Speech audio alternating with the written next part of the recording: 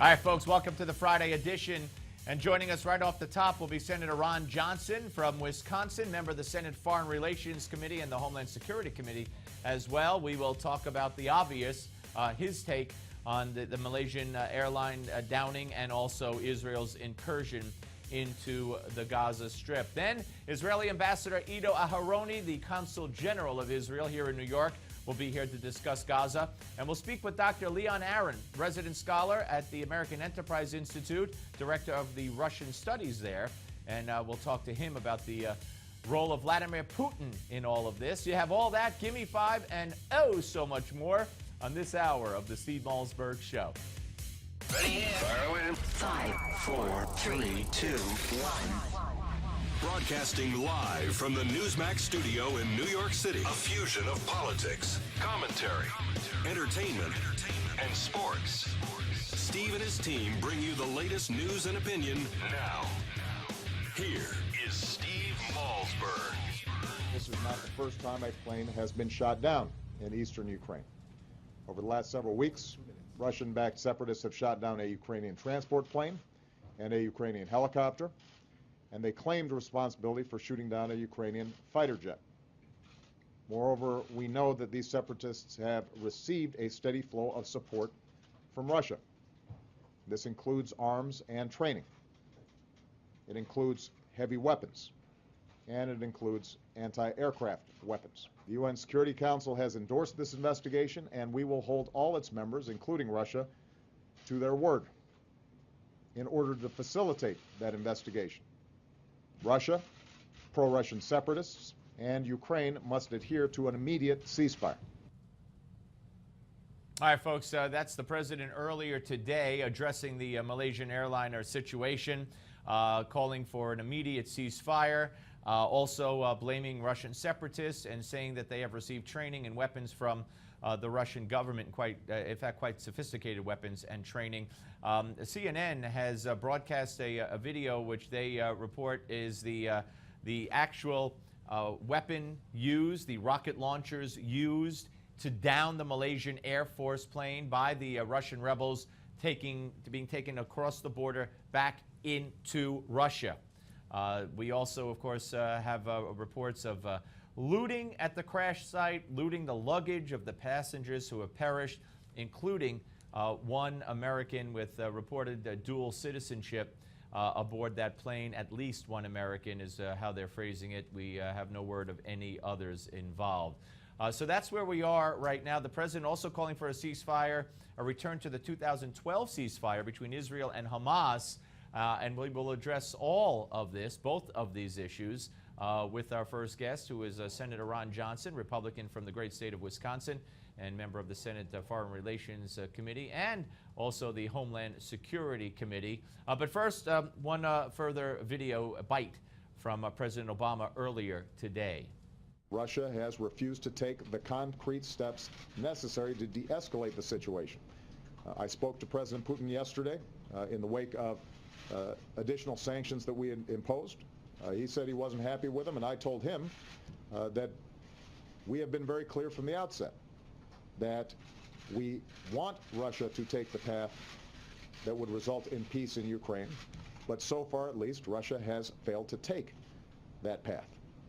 Instead, it has continued to violate Ukrainian sovereignty and to support violent separatists. All right, that was the president earlier today. Joining us now is Senator Ron Johnson, member of the Senate Foreign Relations Committee and Homeland Security Committee, Republican from the great state of Wisconsin. Hello, Senator. Well, Steve, how you doing? Good. Great to talk to you again. Okay, let's start with the what the president said and the plane situation here. We are now saying openly that we believe it was pro-Russian separatists and that they had to have training and equipment and sophisticated training and equipment from Russia in order to be able to operate this kind of sophisticated weaponry.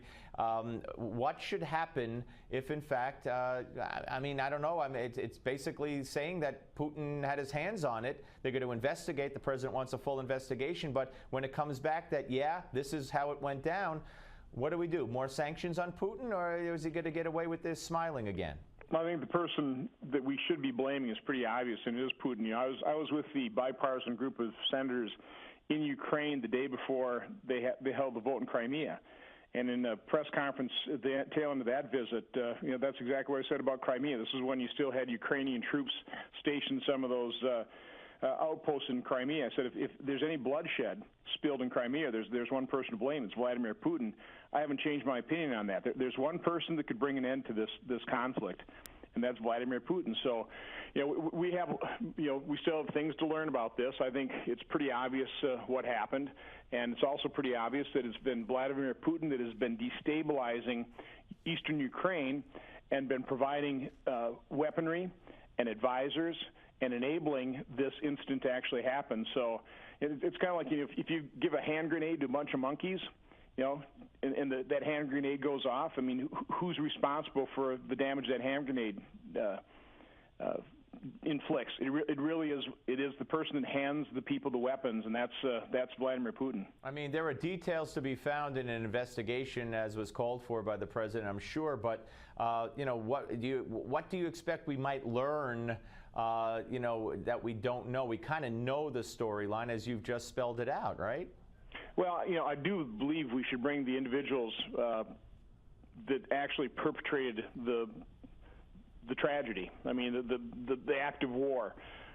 We should bring those folks to justice, and I think we may be able to find that pretty easily if you actually had some kind of independent investigation with Russia helping. But I don't think Russia obviously is going to help, because I think it'll implicate people up and down their chain of command.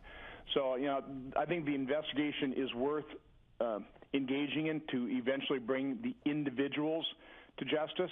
But, what we need to be doing is what we should have been doing for months, and that is actually helping Ukraine rebuild its military, giving them the lethal weaponry to actually defend their borders, to stop the flow of these weapon systems into Ukraine from Russia. I think that's all been pretty well documented.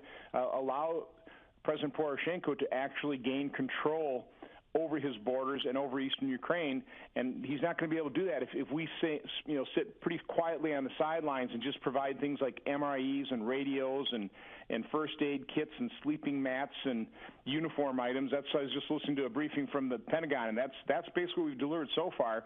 It's got to have Vladimir Putin shaking his boots. Yeah, and they refused from that same briefing. I believe they refused to implicate Putin by name at this point. Do you believe that there should be restitution to the families of the victims, and who should be responsible for that? There should be restitution, and from my standpoint, I continue to blame Vladimir Putin for destabilizing the area, the region. So I would think that should be Russia. Yeah, and when the president calls this basically mainly a European concern, based on the flight pattern, based on the number of passengers on board, what countries they're from, is that kind of, when he announces that, is that kind of a signal that, we're going to lead from behind on this? It concerns me that that's exactly the signal now. I listened to Samantha Powers in the UN. I think she had a strong statement. But again, it's words. I mean, we actually have to back up the words with real action, and that's something this president has utterly refused to do, which is, again, the person to blame here is Vladimir Putin. But it's our lack of resolve. It's our lack of a strong response that continues to give him the signal that he can continue to act in this barbaric way with impunity. We've got to extract a pretty high price on Vladimir Putin and Russia if they're going to continue to conduct themselves this way. And again, the first thing we have to do is we got to fully support, resupply, and re-strengthen Ukraine's military, because these are brave individuals. They will defend their country if they are given the help and the means to do so. And the help and the means that not only do they need, but they have asked for and have not received from this government.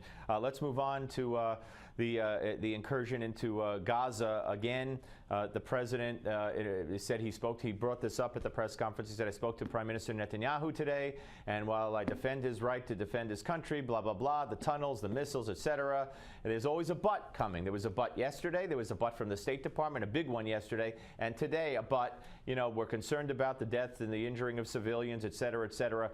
Doesn't that just give cover to Hamas? Doesn't it just encourage Hamas? Your colleague Marco Rubio yesterday on the floor of the Senate for 19 minutes spelled it out in detail and said unequivocally, as others have said on the Republican side, that those responsible for the civilian casualties and deaths are Hamas and Hamas alone. Wouldn't it behoove our president to say that? Yeah, I hate to hear the moral equivalency. There is no moral equivalency between Hamas and Israel. I think it's the ambassador has been stated that Israel has missiles to protect its people. Hamas uses its people to protect its missiles. I mean, I think that's probably the most stark statement you can say about this. And I wish American administrations, this has been on a bipartisan basis, would quit pressuring Israel to engage in peace negotiations with a supposed partner that refuses to acknowledge their right to exist. I don't know how you even start down that path. We need to fully support Israel. They have every right to defend themselves.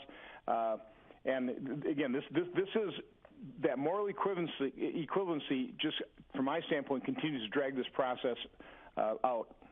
And what really amazes me as a so to speak, a layman in all this, Senator, you guys are the ones involved.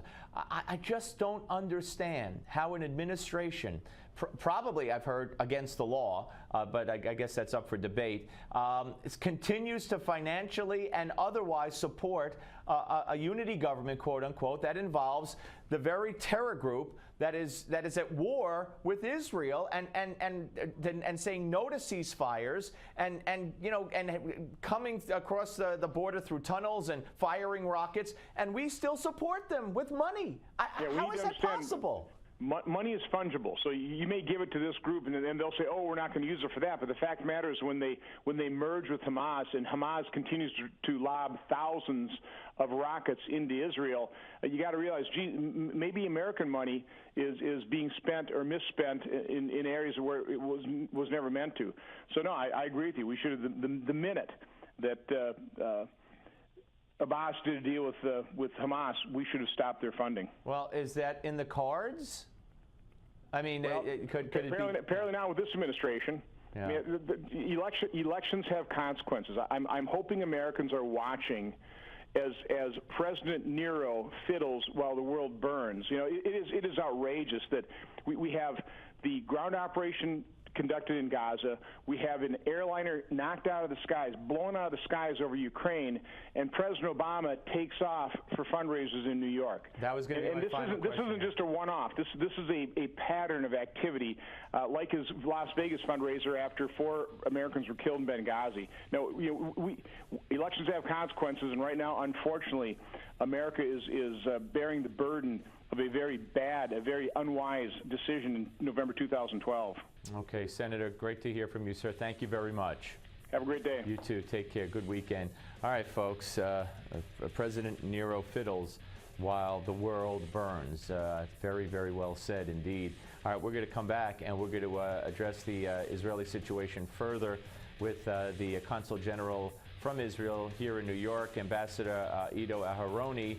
So don't go anywhere. It's coming up next. Full coverage of both Gaza and the plane downing on the Steve Malzberg Show.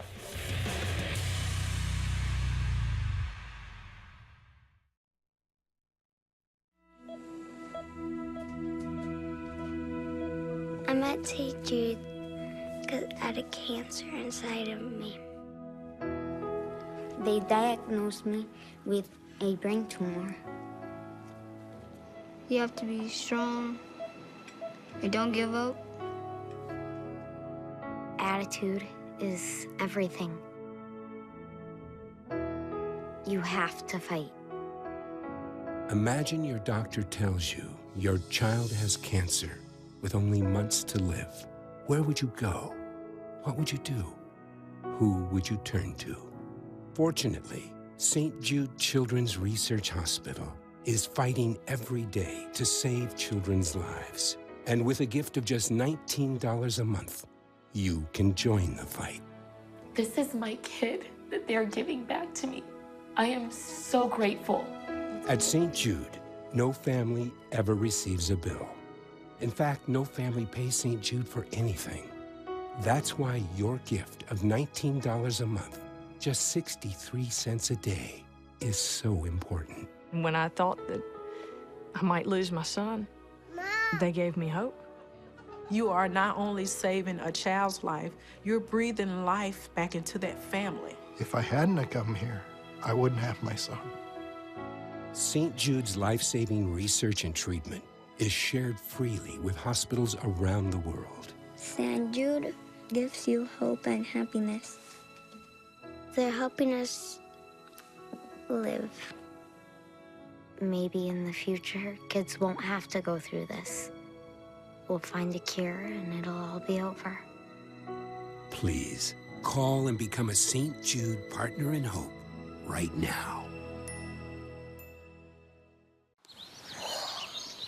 Staring contest! You still got it. I know. Come alive with the forest. Visit discovertheforest.org to find a forest near you.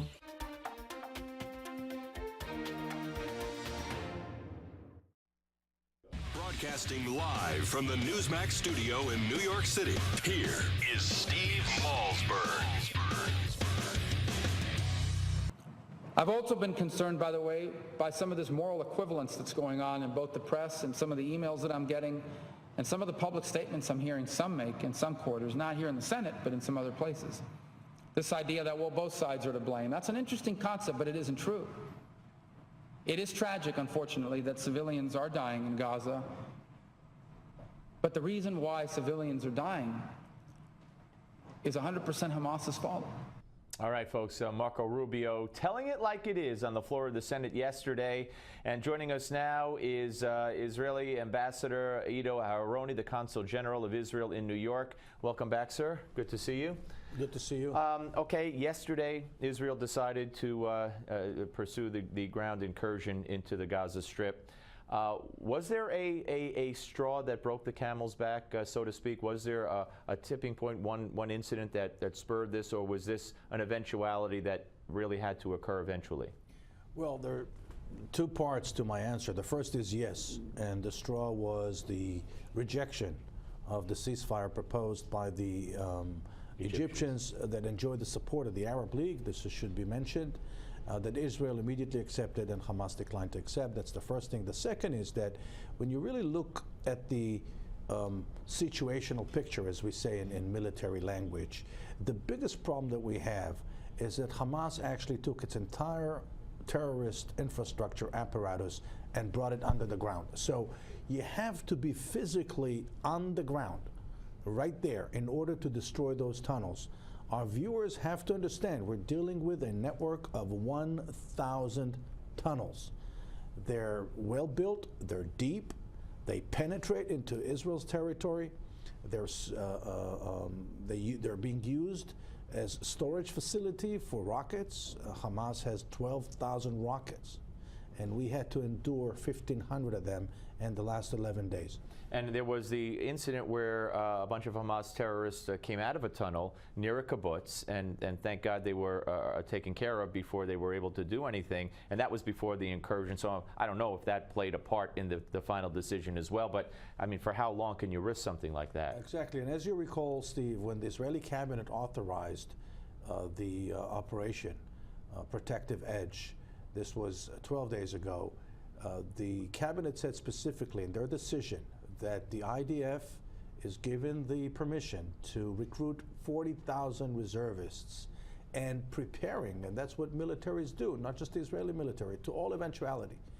This is one of the scenarios that we prepared to, and I can add to that the Prime Minister said earlier today, Prime Minister Netanyahu said, if needed, we will even expand the current incursion. Well, I know that more reservists were called up. I think additional 8,000 today, if I'm not mistaken. Doesn't mean they're going in. The president today, well, echoing what he's been saying all along, what the State Department said in even more stringent terms yesterday, they're concerned about civilian casualties. And you heard Marco Rubio say that the civilian casualties are the fault of Hamas. But the president also is calling for a ceasefire, the one that was established in 2012, that both sides go back to that. John Kerry's going to the region.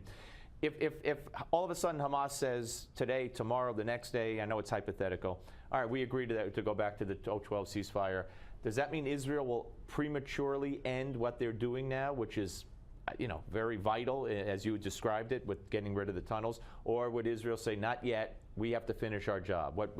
Explain that to me. Well, the way it works is that the Israel Defense Forces gets the instructions from the Israeli cabinet and from Prime Minister Netanyahu. If the defense forces will go back to the cabinet and the Prime Minister and show them the results on the ground of their work, maybe the cabinet will make a different decision. But right now, this is the way the military work. There's a work plan. There is a tactical plan how to get there, and that's what the military is doing. Now, the military says, let us get the job done. Right. So if there's a political element that in the form of a ceasefire, then it goes to the cabinet and they'll have to decide. So you can't tell me, yes, we would stop, no, we wouldn't stop. Exactly. Yeah, and more than likely it would depend on how much of the military mission is accomplished at that time. Exactly. And of course, the reason why it takes us so long to handle, to take care of that problem. You're going house to house, right? Is because we're, exactly, Steve, because we're trying to minimize collateral damage and loss of innocent lives. And it is perhaps one of the most transparent military operations of late. The fact that we took the time to inform each and every neighborhood, each and every family, days before the incursion, that a military operation is in the planning and that they are encouraged to leave their homes. Unfortunately, Hamas, in many of the cases, managed to prevent that, managed to make sure that they stay in their homes rather than leave them. Yeah, and when I talk about the house-to-house, a lot of the tunnels, people don't realize as we're talking, the entrance to the tunnels are in residential homes. Are they also, do you believe, in mosques and hospitals where the rockets are? Of course. Only the other day we had the UN school, I know. The UN school had 20 rockets. And for the first time, I think the international press covered this story more or less the way you would expect them to. Right. But that's just one tiny example. We're talking about community centers, we're talking about mosques, schools, private homes, and of course the most disturbing thing is the penetration tunnels, that they go under the ground and then they take a squad of terrorists, they pop out of the tunnel near a military outpost, near a Jewish community, near a town, a school. And as you said, one of those attempts was averted yesterday. It could have been a catastrophe for that particular community. So the estimated length of this, I heard the Prime Minister the other day, I said it could be 10 days, it could be longer. Is that the estimated time? It's hard to tell. Again, as I said before, the implementer on the ground is the IDF, right. And we'll need to hear from them what progress they made and what's their projection for the future. And what's the rockets like? The situation is this has it quieted? Is Hamas unable, or is it still? Not at all. Okay. In fact, in the last 48 hours, 100 rockets. Is that a bad signal on your part that you haven't been able to yet quiet it? The only thing it says is that you have to use ground forces to put an end to it. You have to get it done with troops on the ground. You need to put boots on the ground. Mr. Ambassador, thank you very much for coming in. Thank you for having me. Appreciate it, as always. Okay, Ambassador Ido Aharoni, the Consul General of Israel here in New York. And time will tell. And, you know, kudos to Marco Rubio again. We did give me 5 on his whole speech, or a lot of his speech. It was 20 minutes long. For saying what the President of the United States should say when asked about this, for saying what the State Department should say when asked about this. The civilian deaths in Gaza are the fault of Hamas. We're coming back.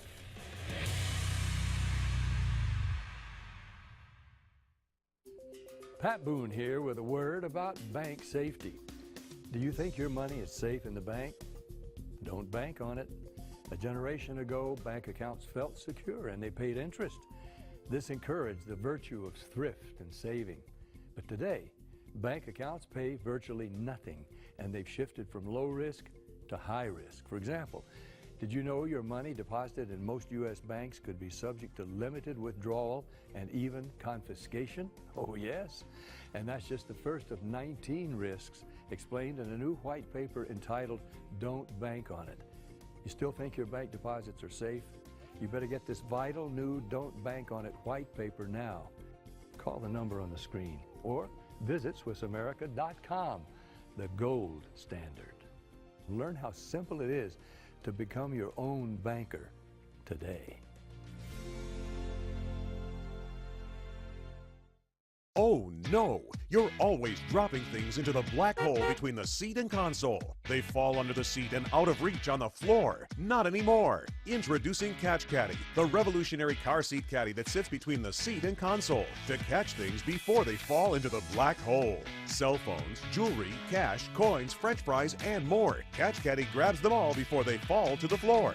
Catch Caddy is ultra flexible with a one-size-fits-all design that slides right in to fit securely beside any seat. And its sleek black design makes it very discreet. Simply slide out the sleeve and retrieve. It's that easy. Catch Caddy is super pliable to fit the contour of any seat, and it slides with the seat when adjusting for any driver. It's completely washable, so it cleans with just a rinse. And it's designed with storage in mind. Store your phones, chargers, road maps, electronics, and so much more to keep what you need within your reach and off the floor. I love my Catch Caddy. When I accidentally drop fries or any kind of food in between the seat and the console, it's so easy to pull it out, take it to the trash can, and I absolutely love it. Through the years, it's gotten a lot harder for me to crawl around in the car looking for something that's fallen under the seat. But with Catch Caddy, I don't have to. Everything is at my fingertips. I love it. Stop losing stuff in that black hole between the seat and console and get not just one, but 2 Catch Caddies for just $10. But wait, if you call now, we'll double the offer and send you a second set of Catch Caddies for a second car or to give as a gift, and the second set is yours free. Just pay separate processing and handling. You get 1, 2, 3, 4 Catch Caddies in all, a $40 value, all for just $10. Catch, store, and so much more with Catch Caddy. Here's how to order. To order Catch Caddy for $10 plus processing and handling, call 1-800-939-0028. That's 1-800-939-0028 or order online at catchcaddy.com. Call or click now.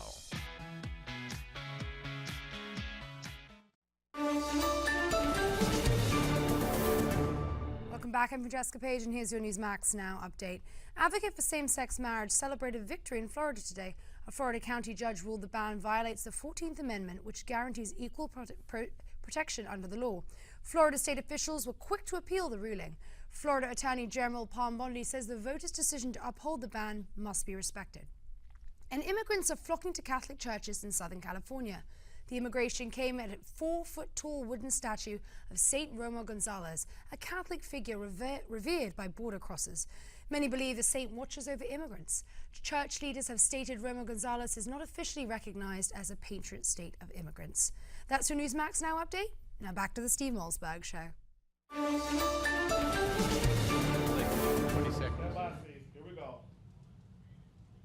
All right, folks, welcome back. And we're going to be joined by Dr. Leon Aaron of the American Enterprise Institute, an expert on Russian studies in the next segment. But first, a couple of things. I want you to see this, this video, which is from a Ukrainian security website, which is believed to be the Russian rebels talking about the downing of the plane. Now, unless you understand what they're saying in their own tongue, you're not going to understand it, but you could follow along with the translation of the video, and I'll try to read it to you if we could get my voice in over the Russian speaking. Here we go. Let's bring it up. Bring it up. Bring the sound up. Поехали искать и фотографировать сбитый самолет. Дымится. Сколько минут назад? Ну, 30 минут назад где-то. Короче, блин, стопудово гражданский борт. Понятно. А этот, как, народу много там?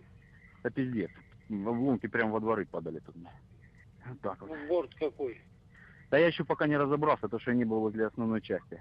Я только вот смотрю там, где начали первые тела падать. Там остатки внутренних кронштейнов, кресла, тела. Понятно. Вот так. Из вооружения есть что-нибудь? Вообще ничего. Гражданские вещи, медицинские ошметки.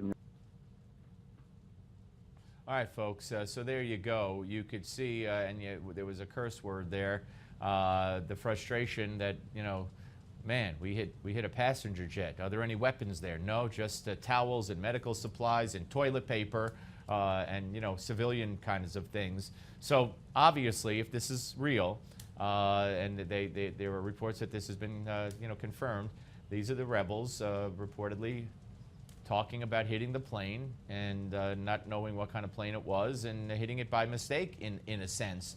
So there you go. Now, that doesn't mean that the person who fired it necessarily did it by mistake, but that tape is very, very telling. Now, I also want to point out something to you that's also very, very telling. CNN has reassigned a reporter from Gaza named Diana Magnay. She was in Gaza the other day. Now she's been sent to Russia. They should have fired her, in my opinion, because she tweeted out the following. Let's put this up on the screen, shall we? She did a report from Gaza, and all of a sudden, after the report, she tweets out, Israelis on hill above Sadrat cheer as bombs land on hashtag Gaza, threaten to destroy our car if I say a word wrong, scum. So she called Israelis scum in a tweet. And I got to tell you, this is a woman who was reporting on CNN about what's going on. And if you think that she's alone, if you think she's some kind of aberration in her opinion of Israel and Israelis, when it comes to the media, even some of the media who are reporting directly from the scene, you have another think coming. Because there are plenty of them who would love to tweet that out. And Sadrot is a place where rockets have been falling from Gaza into that town, and this is how she reacts. She calls them scum. Now, I don't know about, she claims they were celebrating. I don't know. Looking at the Israeli incursion from afar and seeing the bombings and cheering on a hill. But we have seen Palestinians cheering the rockets falling into Israel. We've seen that. Has she tweeted out that they're scum? Of course not. Only the Jewish Israelis are scum for allegedly cheering. Well, she got reassigned again. But you think her prejudices as a reporter are going away by reassigning her? Give her a talk show. But if she's a reporter, she's supposed to report. There's no room for that on the Steve Malzberg Show.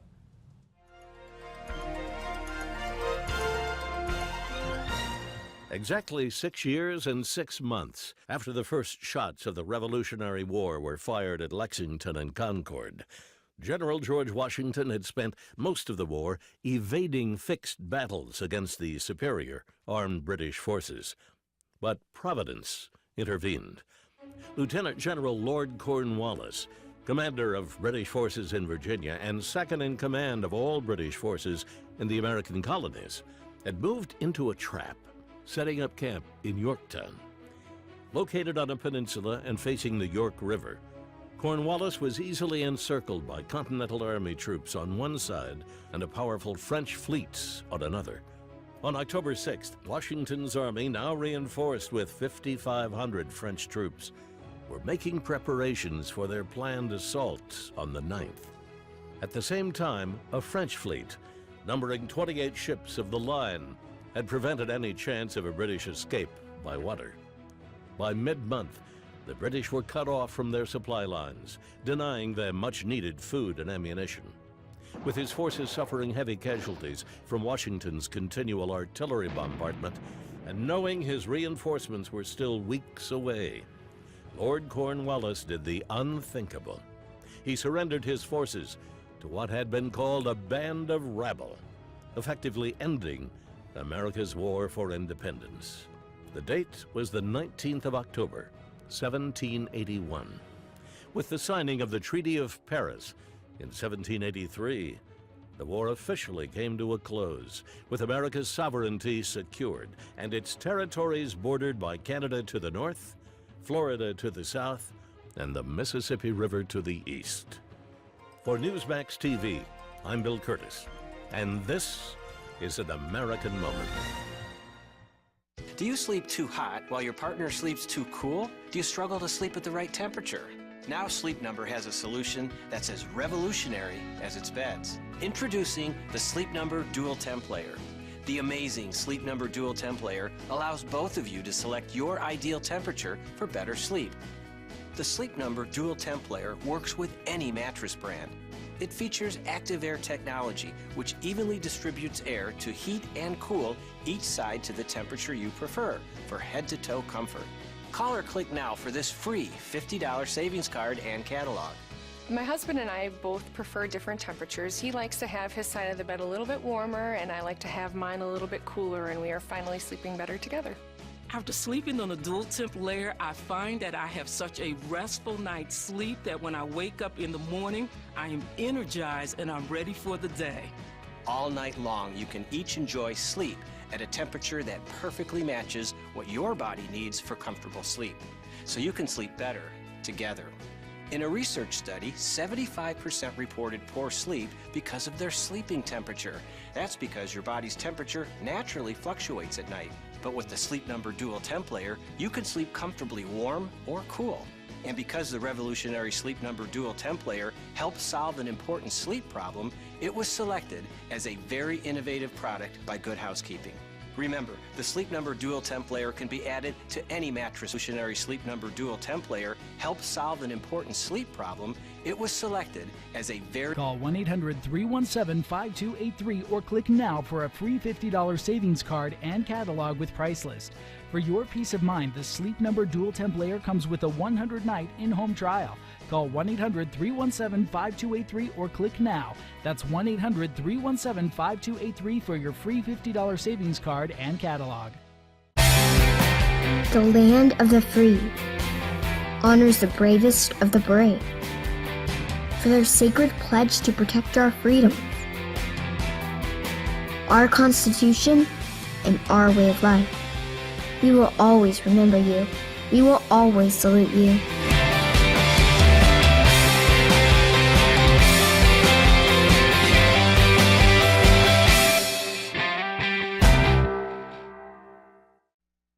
Politics, commentary, entertainment, sports, news, and opinion now. Here is Steve Malzberg. Without any doubt, in this case, sanctions are driving Russian-U.S. relations towards a dead end, and they're inflicting very serious damage on them. I'm convinced that this will harm the national long-term interests of the American state, of the American people. It's a pity that our partners are going down this road, but we've not closed the door on the negotiation process. I hope that the common sense and the willingness to settle all problems by peaceful and diplomatic means will prevail.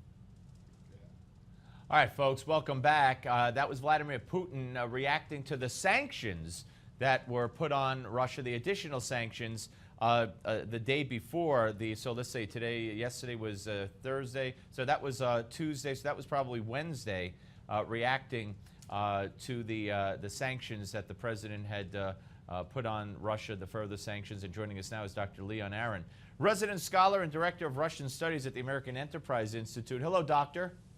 How are you? Good. Thank you for joining us. I appreciate it. How culpable is Vladimir Putin for what happened to the Malaysian airliner? Well, I think if you listen to anybody who listened to President Obama opening statement and also his answers to the questions, there's very little doubt that Russia has been determined by the U.S. to be broadly culpable. And the key phrase in this whole investigation is that it's been ascertained that the missile that shut down the Malaysian airliner came from the rebel-held territory. Now, it's very hard to imagine a Ukrainian battery commander or missile battery commander risking his life driving into the rebel-held territory where he would be scalped to fire a missile at any aircraft. The Ukrainians have not downed any aircraft in this war, whereas the Russian-supported forces have downed almost half a dozen. So if it was shot from the rebel-held territory, it doesn't really matter whether it was ordered by Russia or whether it was done by the rebels themselves.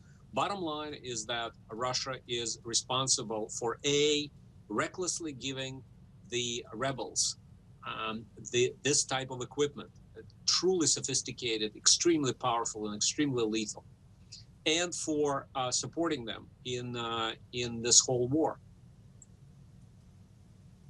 Yeah, no, and that's exactly what the president implied, although he did back off from blaming Vladimir Putin by name. What happens now what does the international community, I mean, pending an investigation, and the president put the onus upon the European community to do that, but once the investigation confirms what we already know, as you've just described it so aptly, what do they need to do to make Vladimir Putin realize that this can't happen again? Well, I think you're absolutely right. I mean, I think as far as the U.S. is concerned, my sense is that the negotiations with the Europeans are already going on, because on new sanctions. Because first of all, I think Russia is going to impede the access to the Iraq, to the scene of the downing, in order to remove whatever they deem pointing in the direction of a Russian-fired missile. But eventually, I think this will be confirmed, and frankly, I think President Obama already has all the intelligence means to confirm. They just want the international community to arrive to their own conclusion. And if you said, what's next? Well, I think the U.S. and the Europeans, even as we speak, are talking about new sanctions. And in the wake of this truly international outrage, I think those are going to be very strong, very painful sanctions. I don't think we really need to catch Putin, with a smoking gun on this. Nobody's going to find a tape of him ordering the strike, or anybody from the Kremlin. They're much cleverer than that. And besides, the tragedy of it is that nobody in the Kremlin may not have even ordered it. They just gave it to these people. So I think it's becoming, to me, after I listened to the president, it sort of became a fairly moot question, all this international investigation, so long as they establish what they established. And I think the next steps, maybe as early as next week, are going to be more sanctions, and probably truly biting sanctions on Russia. And what does that do? Because we heard the translation of President Putin before, as I introed you, reacting to the latest round of sanctions announced by President Obama the day before this jet went down. So if the sanctions tighten, if the sanctions increase, how does he react? Does that push him into some kind of corner? Does he acquiesce and the sanctions are viewed as working? Or does he, double down and react and lash out in some way? Well, this, of course, is the key question. I think, given how important domestically, for his domestic standing, for his regime, the support of these ostensibly suppressed and repressed Russian brethren in Ukraine, to whose defense Russia leapt so valiantly, given the domestic political stakes, no, he is not going to abandon the rebels. I think there are two options that he's facing. He may do what you suggested, to show who is the boss, and in fact, maybe even move Russian troops across the border, despite the sanctions. Or he may listen to some of his advisors. Apparently there's a division who telling him to cool it, because if it starts really hitting the blood line of the Russian economy, which is oil and gas, then it truly will deprive the state of money. I think in that case, his preferred option would be what's known as a frozen conflict. In other words, what he will start saying is, all right, what happened, that's all a tragedy. It's all very bad. Let's leave it behind us, however, and let's. Right. So I have Kiev. We downed the plane. The people died. But let's take it from here and make believe that didn't happen. Well, something to that effect. The bottom line is, let us start negotiating. Now, what that means is that what rebels hold, they hold. The so-called ceasefire essentially will leave Russia in control of a big chunk of the Ukrainian industrial heartland. and then you could negotiate. You could negotiate for weeks, you could negotiate for months, you could negotiate for years. The problem here is that at least until this happened, and actually this is such a public relations disaster for Russia, which translates into a diplomatic disaster. Before this, actually, France and Germany actually were pushing Ukraine towards this type of a solution. Start negotiating, have a ceasefire. Okay, so the rebels violate the ceasefire. That's all right. You could live with it.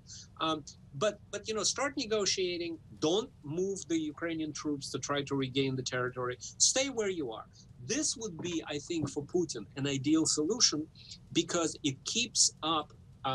It saves his face domestically, but it also, which is the most important thing for him, because I think he's heading for presidency for life, and it keeps the international community sort of at bay, because after all they're negotiating. Now, all of that, I think, was quite plausible until yesterday. I'm not sure that France and Germany would continue to push Ukraine to this type of solution, but I think this is something that Putin may try as Plan B. Yeah, and we have less than a minute. The fact that America seems to be pushing this on the European countries, is that advantageous for Putin? Well, I think it was. It was, like I said, it was, and it had been until yesterday. At this point, I think even the Europeans will sort of be shamed into changing their policy.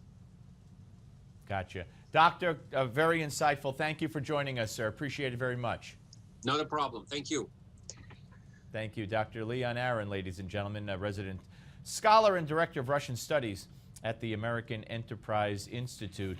And you heard it from him that he thinks Putin is well on his way to becoming president for life of Russia.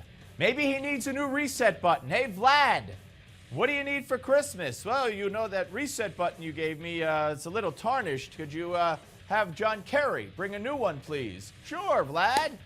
On the Steve Malzberg Show.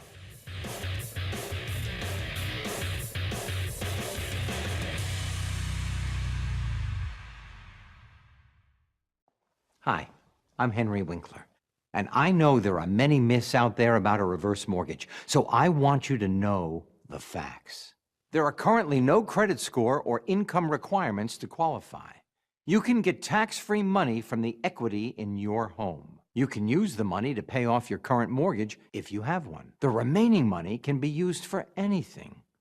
There's no monthly mortgage payments, and you still own your home. Call today to get your free guide and DVD. It explains how a government-insured reverse mortgage works. There's no obligation. One Reverse Mortgage is a Quicken Loans company. Their licensed experts can answer all your questions. Call to find out what a great solution this can be. Don't wait. Call now. Call 800-924-9033 to get your free quote. And when you call now, you'll also get a free lighted magnifier. Call 800-924-9033. Where's your pain? Right here. Right here. Both elbows. Take on the pain. Introducing CopperFit. Advanced cutting-edge compression garments designed to help relieve muscle and joint soreness. Where has this been for the last few years? If I can put this to the rigorous test of an NFL athlete and it can work for me with all the joint pain that I've had, it'll definitely work for you. I pushed this product to the max and it performed great at every level. Helps reduce swelling for faster recovery. CopperFit has helped me a lot, and I've seen a huge difference. The pain I was having literally felt like someone was stabbing me in the knees. I had pretty much lost all hope. They said, you need to quit. It's not going to get better. I refused. To me, I feel really good inside, and I've accomplished something, and CopperFit has helped me do that.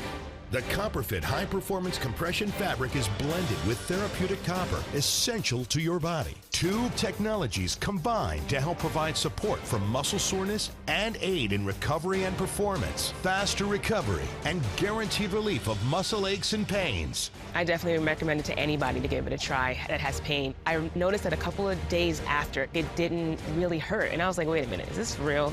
This is very real. And just with the copper fit, honestly, for the first week, I've noticed results. Comfortable, lightweight compression sleeves, tough enough for any active lifestyle. Construction isn't light duty. I couldn't pick up a gallon of milk. Within a few days of using the copper fit, mobility in my arm was 100% better. It's almost like winning the lottery. Don't make your body wait another minute. Call 1-800-668-4984 or on the web at getcopperfit.com. Get your choice of one compression elbow sleeve or knee for $19.99. Order now and you'll receive a second sleeve free. Try the Copper Fit and watch your life change. Feel the relieving power of copper compression. Feel the power of Copper Fit. Mom was diagnosed with Alzheimer's at 58 years old. 8 years into the disease was when all the light went out. For me, it was heart-wrenching. Looking into the eyes of somebody with Alzheimer's, sometimes you just don't see the person's soul is like gone. And it takes a toll on everyone. I mean, it's a depressing disease to watch unfold before your eyes. She actually thought those of us who were caring for her and who loved her most were her worst enemies. More and more responsibilities fell on my shoulders. This disease just ravages a family. It changes your life. The magnitude of it is indescribable. My mother taught me to be in the moment. We have to live in the moment with them. And I'm going to be with that person right now in this moment, wherever she is. Now is the moment. If we work together, we can stop this epidemic. Contact Bright Focus and learn more.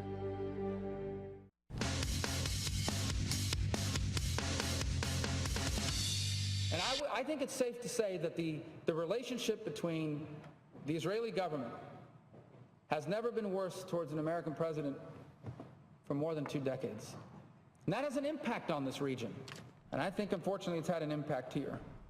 All right, folks, welcome to Gimme 5. Marco Rubio, might I remind you, a Republican, coming out, giving about a 19-minute floor speech in support of the state of Israel and their actions inside the Gaza Strip, explaining the whole situation and talking about the poor relationship that this president has established with the state of Israel. And again, today, the president, while defending Israel's right to blow up the tunnels in Gaza and defend herself, still in all very concerned about civilian casualties. Well, you know, you can't have it both ways. War is hell, is it not? I mean, what do you want from Israel? And Marco Rubio makes that clear as he goes along. Here's more. I've also been concerned, by the way, by some of this moral equivalence that's going on in both the press and some of the emails that I'm getting and some of the public statements I'm hearing some make in some quarters, not here in the Senate, but in some other places. This idea that, well, both sides are to blame. That's an interesting concept, but it isn't true. It is tragic, unfortunately, that civilians are dying in Gaza. But the reason why civilians are dying is 100% Hamas's fault. Yep, it is 100% Hamas's fault, the reason civilians are dying. Somebody tell that to President Obama, because he doesn't seem to get the message. He doesn't seem to understand that a terrorist organization is using their own. They just found rockets at a UN school in Gaza. That's how the terrorists operate. Somebody should tell the president. Want more on Hamas? Here's Marco Rubio. You see, this is an organization that puts rockets and military installations right next to nurseries and hospitals and civilian population centers. And you know why they do that? You know why they do that? They do that because they know that when they launch a rocket, Israel will respond by hitting that rocket launcher. And when that rocket launcher is destroyed, so are the areas around it. And then they can get the cameras to go in there and say, look what Israel did. They wiped out a nursery or an apartment building. They do it on purpose. They know exactly what they're doing. They do indeed. Why can't our president stand before the world and say what Marco Rubio is saying? Why does he present this moral equivalency? Why does he warn Israel about civilians? Why doesn't he tell the world that every civilian death, the blood is on the hands of Hamas? More. Israel does extraordinary things with regards to this. They drop leaflets into population centers warning, we're going to have to conduct a military operation in your region. Please evacuate. Please go somewhere else where you'll be safe. Hamas doesn't do that.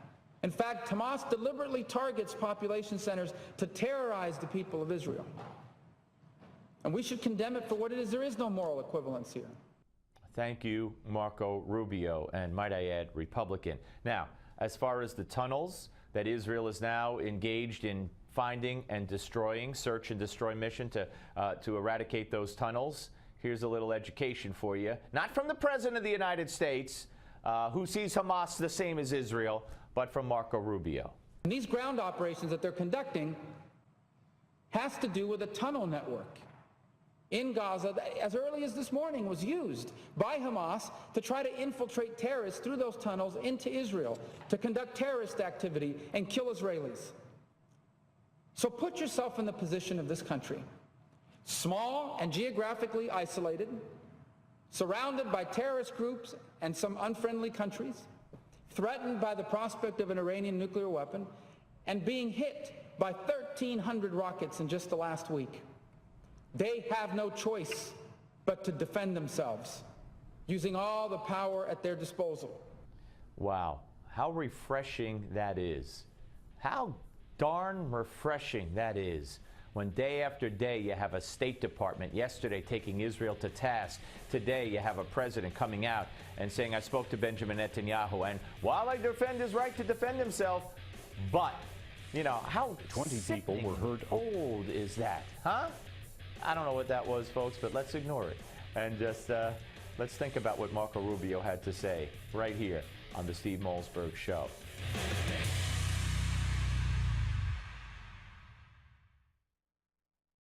Love the way your tires look right after applying Tire Shine, but hate that it washes right off with the first rainy day? Well, not anymore. Introducing White New Tire, the world's longest lasting tire dressing, a full 6 months. Just apply White New Tires and let it dry. Your tire's shiny new finish will be protected from snow, slush, and road salts, from mud and muck, and from heat and sand, along with all the normal dust and road grime. And the shine won't wash away. You've just seen my truck on camera, and as much as I love to go off-roading, I trust only White New to keep it like new. Want proof? We applied White New to half of this tire and sent it through over 100 powerful car washes. White New Tire never washes away. White New Tire will last for 6 months of real-world environmental exposure, and we guarantee it. Traditional tire dressings can leave a greasy residue and even contain silicone that actually attracts dust. Here's how it works. Our revolutionary tire formula bonds to the surface of your tires, leaves no greasy residue, won't crack or peel, and most importantly, won't wash away, leaving only the White New Tire shine. Your tires will look better than new for months to come. Ordinary tire products need to be applied every car wash. Plus, they cause overspray and sling. Not the best things for your paint. What a waste of time and money. Just apply White New Tire Shine once, saving you extra work and well over $100 at the car wash.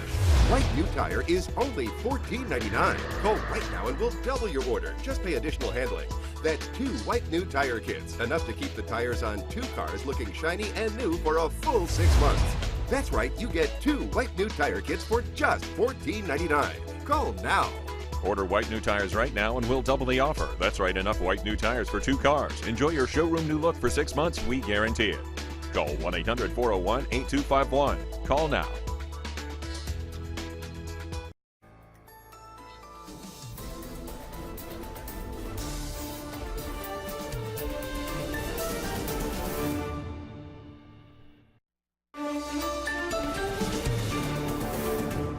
Welcome back. I'm Francesca Page, and here's your Newsmax Now update. U.S. ambassadors spoke at an emergency meeting of the United Nations Security Council in New York earlier today on the Malaysian airliner shot down in Ukraine. Ambassador Samantha Power says separatist militants could not have carried out an attack without technical assistance. Many leaders are pointing the finger at pro-Russian rebels in eastern Ukraine. Power says more information is needed to confirm the cause of the crash. And unimpeded international investigation must begin immediately. The perpetrators must be brought to justice. Continued, saying it was crucial for Russia to play a role in ending the war between Ukraine and the separatists in the country. A later address by President Obama stressed the same idea. Russia is facing international pressure from their support for the militants in Ukraine. And more leaders from around the world want more answers to the jet crash in Ukraine. The Ukrainian Prime Minister made a statement today saying the crash was without a doubt an act of terrorism. The Prime Minister referred to the pro-Russian separatists as bandits in his address today. He is also calling for an international investigation. And the Ukrainian Interior Ministry released a video today showing a truck carrying a Buk missile launcher. Ministry officials say this was the missile used to shoot down the Malaysian airliner. The footage was filmed by a police surveillance squad. Some leaders allege pro-Russian militants would not have been able to use an attack without this assistance. That's your Newsmax Now update. Now back to the Steve Malzberg Show.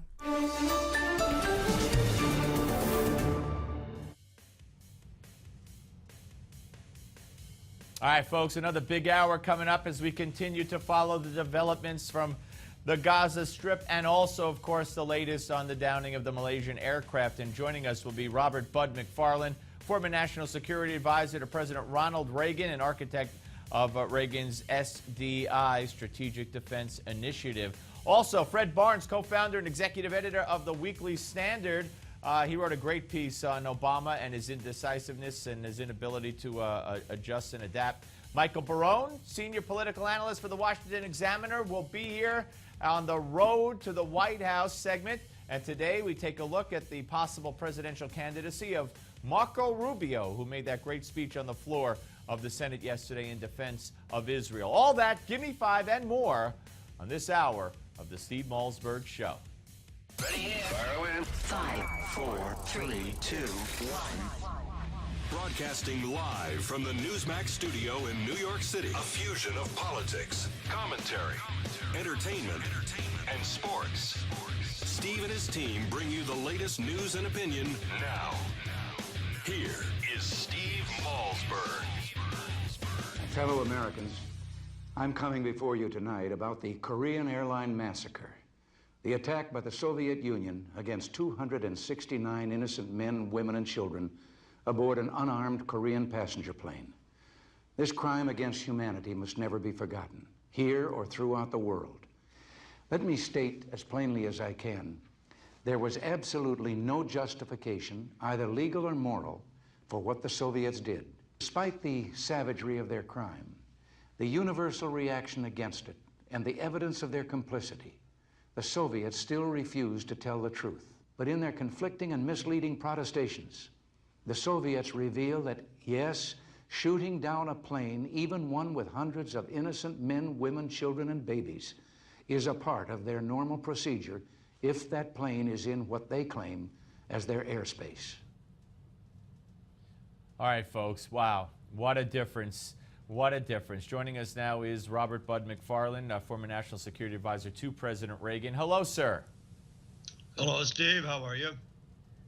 Good. Great to talk to you. When you hear that out of the mouth of Ronald Reagan, what goes through your mind when you look at the events that occurred yesterday and today? Well, the events in Ukraine should have provoked the same kind of shrill and criticism of this savage barbarism that Russia could have prevented, clearly. It's Russian weaponry, Russian training, Russian encouragement of the militants in eastern Ukraine.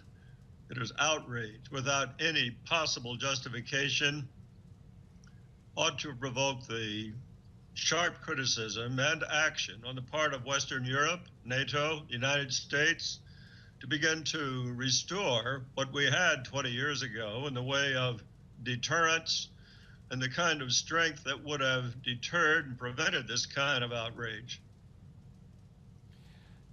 Instead, our president made a 30-second acknowledgement of the downing of the plane in its immediate aftermath during the course of a regularly scheduled event, and then flew off to New York for a big fundraiser, $30-something thousand a plate fundraiser. You know, far from the actions of Ronald Reagan back in 1983. Would it have meant more? Would it have had meaning if Obama mimicked to a certain extent the words of Ronald Reagan maybe last night? Well, it would have been at least worthy if he had stayed in the White House and begun to contact our allies in Europe to gain consensus immediately and statements from the collective European Union, from NATO authorities, in short, to demonstrate the solidarity that the West is not going to tolerate this kind of barbarism. The president should be on top of things like this and engage allies, show leadership from the front so that Russia simply doesn't take this as a message that they can encourage this kind of violence with impunity. Leadership, that's what's called for here. Well, quite the opposite in my view, and I'm interested to hear what you have to say. The president today expressing outrage, but also saying that this is a European tragedy, citing the flight plan, citing the nationality of those on board. Of course, there was one American, as it turned out, and saying that an investigation must occur, ceasefire should occur immediately. But basically, by calling it a European tragedy, what message does that send? Well, it's the message of someone who simply isn't in touch with the facts. This was an attack upon innocent men, women, and children from throughout the world. Asia, Malaysians, Australians, other Asian countries, plus Europeans and Americans. In short, this was not an isolated something that happened overseas of no consequence to the United States. The rule of law is important. It ought to be observed by Russia and every other sovereign nation. There is civilized behavior and there is barbarism. The latter is what we have seen here, and it ought to be condemned as such. You, of course, were the architect of SDI, and now here we are all these years later, all these decades later, and you're seeing basically a former KGB agent who is now, according to a Russian expert at the American Enterprise Institute who told us in the previous hour, who sees himself and probably will be president for life of Russia. Compare the two situations. I mean, obviously, the Soviet Empire is not the Soviet Empire anymore, although Putin might have visions of restoring as much as he can. How much of a danger going forward is Vladimir Putin to his neighbors, to the West, and to this country? Well, he's a danger and an increasing one if it's clear that as he carries out acts like this or allows them to happen, there's no response. Going back to early months this year when he moved into Crimea, there ought to have been a signal to us that we need to rally the West. We've been taking a peace dividend for more than 20 years since the end of the Cold War, believing that somehow the menace of people of ambition, ruthless people like Putin, have suddenly gone away. Well, obviously they haven't. But the only way they're deterred is when collective security organizations worthy of the name, like NATO, go back to offering a plausible deterrent, and that's military as well as political unity and economic sanctions. They ought to be a lot tougher than they are right now, but the entire arsenal of counter-response from us, political, economic, and military if need be, but a restoring of our forces deployed in Europe, an improvement of those of our NATO allies, in short, evidence that if this happens again, we will respond and do whatever it takes to roll back Soviet attempts to commit aggression against its former constituent countries of the Warsaw Pact. And Robert, when you look at the world as it is today and you see some of the European members of NATO cutting the side deals with Putin, and you see the President of the United States, as they like to say, leading from behind and actually touting the Ukrainian situation prior to this week as an accomplishment I guess, ignoring the fact that Crimea was taken and maybe even saying who cares and saying, well, at least it didn't get worse, and actually naming it in the State Department briefing one day as a foreign policy achievement. When you look at those things, and I say militarily, it's pretty obvious there's no stomach for any kind of military threat to Putin. But what about even the other issues you mentioned, economically and politically?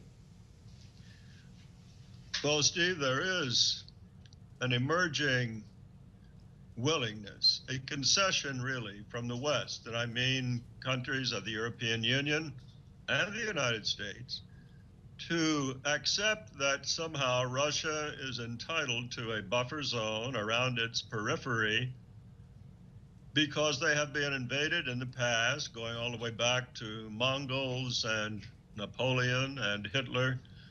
Well, that notion has no plausible basis today. No one can seriously think that there is a threat to Russia from anywhere. Certainly not from the countries of Eastern Europe, Ukraine, and the notion that they need to have a Ukrainian buffer against Germany or other countries of the West is just patent nonsense. They don't face a plausible threat. They don't need buffers when there is no threat. If there were a different condition, then one could reconsider that, but there simply is no basis for this notion that they need a cordon sanitaire all the way around Russia.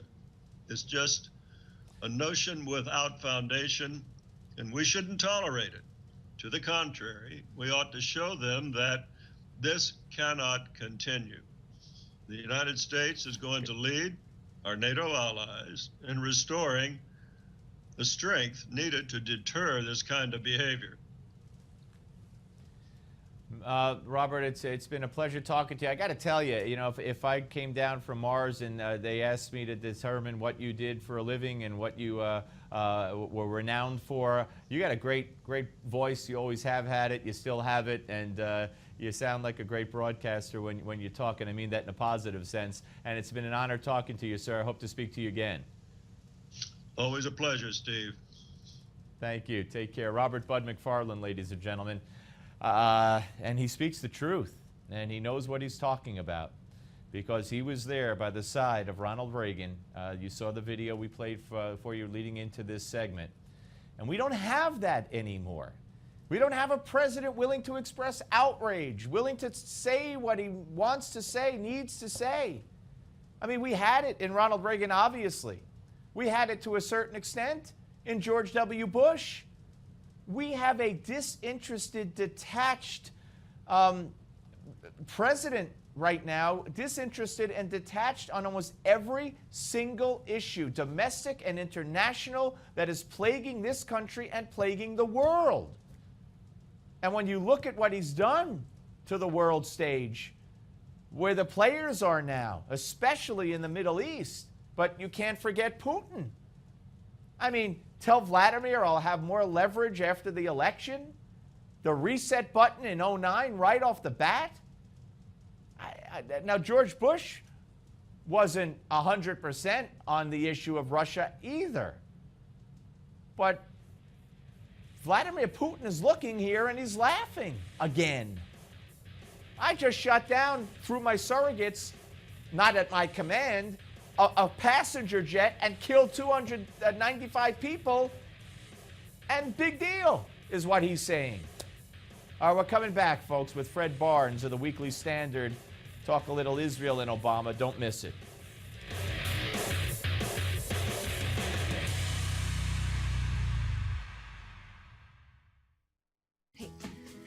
When Bob got into the accident, I was terrified.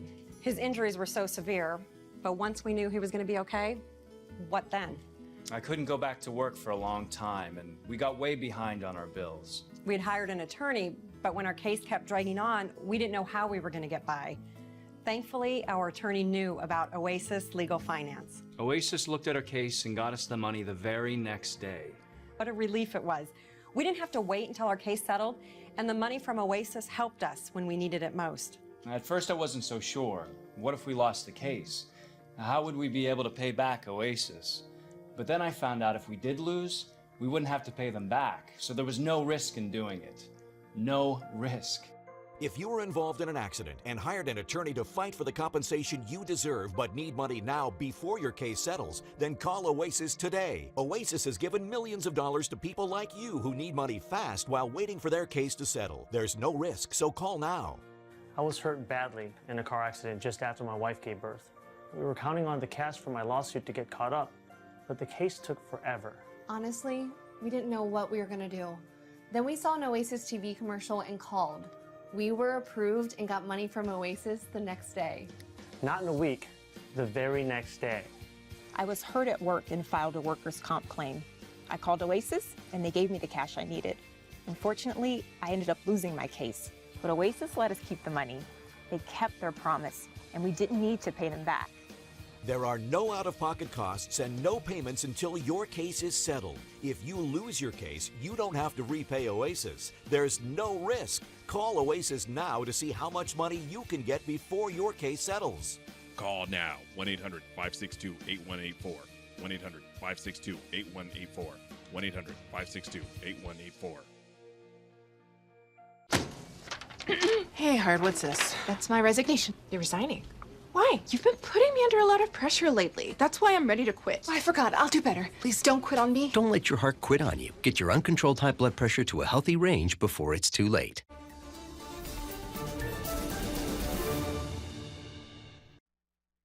Broadcasting live from the Newsmax studio in New York City, here is Steve Malzberg. Just yesterday, the president came into the White House briefing room and before the cameras said that he was working with other world leaders to get a ceasefire. And just hours before what you're seeing there, just hours before the invasion, the spokesperson for the State Department expressed optimism that the ceasefire would take hold. Now, of course, you have an escalation, not a ceasefire. Gee, I'm shocked. I guess the president wasn't watching CNN to keep up on world events. Joining us now, folks, Fred Barnes, co-founder and executive editor of the Weekly Standard. Hey, Fred. Hi, how are you, Steve? I'm great, thank you. Thanks for joining us. You know, you wrote a great piece at the Weekly Standard, and it's a president incapable of pivoting. And on the case of Israel, this president isn't capable of pivoting, and I think it's because of who he is at his core. He's never, in my view, he's never liked Israel. He has very little use for Israel, and they're always going to be the bad guy. Indeed, and from the time he was inaugurated as president, Israel has been the bad guy to his administration. And whenever there are any negotiations, who is pressed to make concessions? Never the Palestinians, only the Israelis. And there's only so much that the Israelis can give up and still have an independent country. You know, it was interesting at the State Department a few days ago that they were asked, why is it that the president of the West Bank and of the Palestinians, President Abbas, why isn't he getting Hamas to stop bombing Israel? Hamas has now signed a unity pact and is part of the government of the Palestinians, a part of the Palestinian Authority. And the Obama State Department came up with the notion that, well, no, they're not really, because they're not a part of the technical Palestinian government. I know, I've heard this nonsense before. I don't even know what it means. I don't know what it means either, but all they're trying to do is say, well, we're not, Abbas doesn't need to be stopping Hamas. And that's why that's their excuse for continuing to fund and support this government, this unity government. Because somehow they say Hamas is separate. I don't understand. Unity has a meaning in the dictionary, does it not? Yeah, not only that, but they actually signed a unity document, and members of Hamas are in the Palestinian Authority government, and yet somehow they're separate when it comes to Hamas bombing Israel, and well, they're not really a part of the Palestinian government. It's I mean, you can see, you know, one of the things, Steve, that I was the most sure of about Obama, forget about what he said when he was running for president in 2007 and 8. Forget what he said about how he was a supporter of Israel and so on. The one thing I knew, and I think you probably did too, and many others did, that as president, he was going to be an anti-Israel president, and he has been from the get-go. And you know, well, that was easy to know, not to diminish our intelligence for knowing it, but it was easy to know for anybody who cared to look, hanging around with Rashid Khalidi, and that video that the LA Times, I believe it was them, to this day won't release, where at some party somebody made a benefit for Khalidi, or a celebration where someone made an anti-Israel toast reportedly, and Obama reportedly cracked up. Now, we'll never know for sure because they won't let us see it. But it goes beyond that. I mean, remember Jesse Jackson said that if Obama wins, Israel will have to take a back seat and have much less influence in the Middle East. Well, you know, we should have listened to Jesse Jackson. He was right. He was absolutely right. But in your piece, you go on and you talk about, you know, covering presidents. You've covered so many presidents, and how this is just really unprecedented in this man's, you know, inability to give, to compromise, not only on this issue, but on almost anything. Yeah, no, he once he has some idea in his mind, and of course he thinks he's right, well, he's going to stick with it no matter what happens. I mean, take the economy. The economy has not done well. Even last month, when supposedly it was a great month because 228,000 jobs were created. In fact, all but about 18,000 of those were part-time jobs, and meanwhile about 500,000 people left the economy altogether. But Obama says, began in the beginning by saying we have to build more roads and bridges, and that will spur the economy. Well, we have built some roads and bridges, and he wants to build more, but they've never worked for spurring the economy. What we obviously need is more investment in the economy. That's what creates jobs and new businesses and startups and so on. Well, he's not for that because somebody might make some money. He sticks with things even though they're demonstrably wrong because he thinks he's right, and we all suffer. And issue after issue, when he makes his speeches, he goes around and he talks about issues that the polls show America is they're uninterested in, they don't want, they don't favor, and you know he speaks to us. And we all suffer. And issue after issue, when he makes his speeches, he goes around and he talks about the grass is blue, and if you don't believe me, something's wrong with you. Indeed, and you know now he's saying he, as we all know, is for increasing the minimum wage. We know he's for extending unemployment insurance for as long as you want to keep it. And now he's decided, and these are things he wants, so they have become a panacea. First they were going to help poor people. Now these are the tools for building and strengthening the middle class. I mean, how does extended unemployment insurance help the middle class? It just keeps them unemployed. I mean, the people, when they're on unemployment benefits, they tend to stay on those benefits until they absolutely have to go out and get a job. Yeah, especially. I mean, that's just human nature. I'm not criticizing these people specifically, but Obama thinks that's helping the middle class. Well, that's nonsense. Yeah, no, you're absolutely. But he doesn't change. You're absolutely right. Let's take it back just for a second here to Israel and this moral equivalence. He can't control himself. He can't contain himself. It's always Israel has a right to defend herself, and it's always, you know, civilian casualties, and he continued that today. He said he spoke to Netanyahu. I told him he could do this, he should do that, and this is just, you know, it's ingrained in him. And yet he'll still go to meetings of largely pro-Israel groups and tick off a bunch of things and say how pro-Israel he is. Now, rhetorically, he is.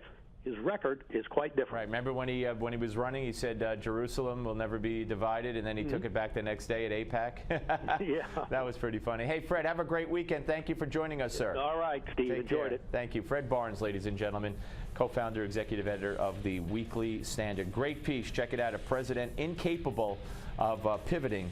And I believe that's going to be in the weekend edition, the magazine, because it's dated July 21st.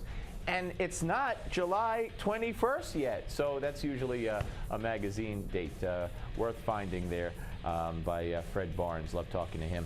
All right, folks, what can I tell you?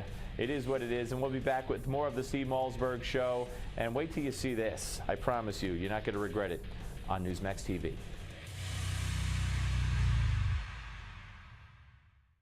Smile. No matter how well you provide for your family today, if you don't have life insurance, their future may be at risk. Think about what would happen if you were gone. Would they struggle to pay the bills and face an uncertain future? They don't have to. You can help guarantee those you love $200,000, $500,000, $750,000 or more with life insurance through AIG Direct. We'll help you get more for your money, up to 70% more. Just look, less than $14 a month buys $100,000, $750,000 or more with life insurance through AIG Direct. We'll help you from other companies for the same price. No wonder millions of people rely on AIG companies. The call is free, the quote is free, and there's no obligation. Make the future more secure for those you love. Call now so you can sleep better at night. For a free quote, call 1-800-558-5246 or visit AIGdirect.com. Do you sleep too hot while your partner sleeps too cool? Do you struggle to sleep at the right temperature? Now Sleep Number has a solution that's as revolutionary as its beds. Introducing the Sleep Number Dual Temp Layer. The amazing Sleep Number Dual Temp Layer allows both of you to select your ideal temperature for better sleep. The Sleep Number Dual Temp Layer works with any mattress brand. It features Active Air technology, which evenly distributes air to heat and cool each side to the temperature you prefer for head-to-toe comfort. Call or click now for this free $50 savings card and catalog. My husband and I both prefer different temperatures. He likes to have his side of the bed a little bit warmer, and I like to have mine a little bit cooler, and we are finally sleeping better together. After sleeping on a dual temp layer, I find that I have such a restful night's sleep that when I wake up in the morning, I am energized and I'm ready for the day. All night long, you can each enjoy sleep at a temperature that perfectly matches what your body needs for comfortable sleep, so you can sleep better together. In a research study, 75% reported poor sleep because of their sleeping temperature. That's because your body's temperature naturally fluctuates at night. But with the Sleep Number Dual Temp Layer, you can sleep comfortably warm or cool. And because the revolutionary Sleep Number Dual Temp Layer helps solve an important sleep problem, it was selected as a very innovative product by Good Housekeeping. Remember, the Sleep Number Dual Temp Layer can be added to any mattress brand, so everyone can enjoy sleeping better at the perfect temperature. Call or click now. Call 1-800-317-5283 or click now for a free $50 savings card and catalog with price list. For your peace of mind, the Sleep Number Dual Temp Layer comes with a 100-night in-home trial.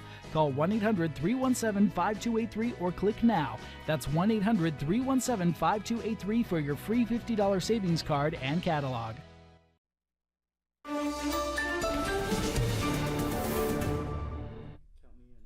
Welcome back. I'm Francesca Page, and here's your Newsmax Now update. Israeli troops are pushing deeper into Gaza as their invasion continues. The ground fighters are occupying the Gaza Strip to destroy rocket launching sites and tunnels Hamas has used to cross into the country. The invasion marks an escalation in the conflict. Israeli Prime Minister Benjamin Netanyahu says an expansion of the assault on Gaza is possible. And the Israeli Defense Force released a new video showing their assault on Hamas. The footage shows troops and tanks within Palestinian neighborhoods in Gaza. A Hamas official in Gaza City reacted, saying that Netanyahu had made the wrong decision in launching the ground operation. Bashir al-Masri says the resistance will stand strong. That's your Newsmax Now update. Now back to the Steve Malzberg Show.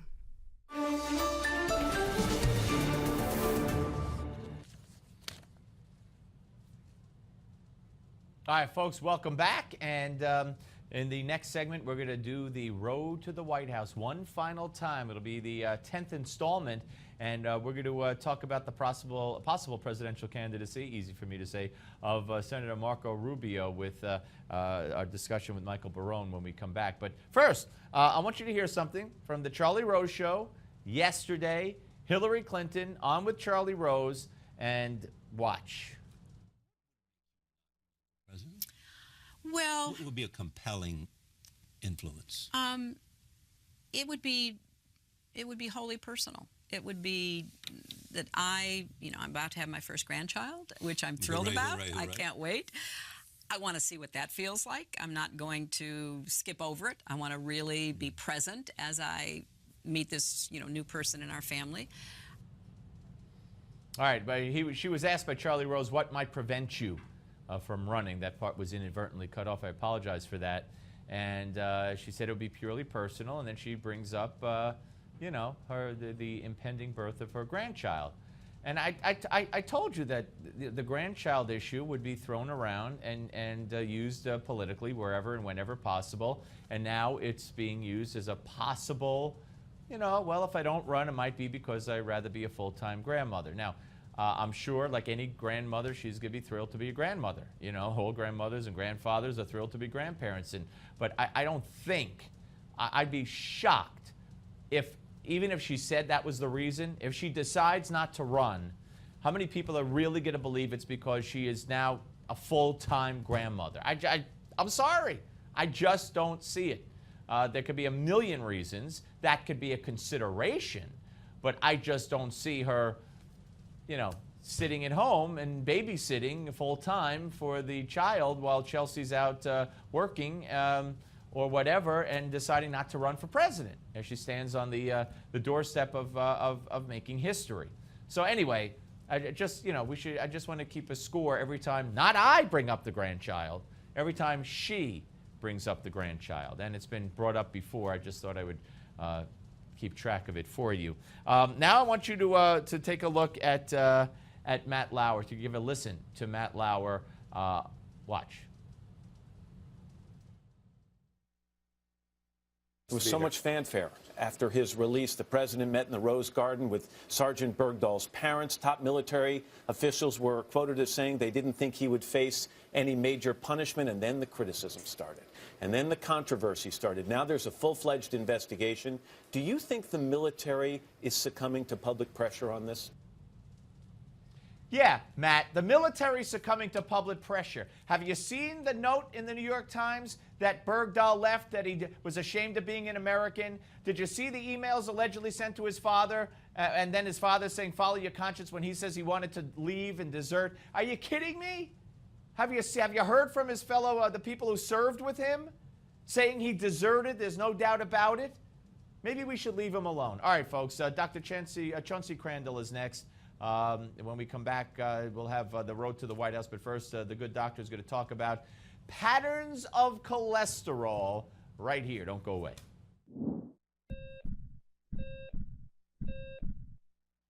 When I was a young doctor, we were just learning about cholesterol and how too much of it could lead to a heart attack. We learned that there were 3 types of cholesterol: LDL cholesterol, which was bad; HDL cholesterol, which was good; and triglycerides.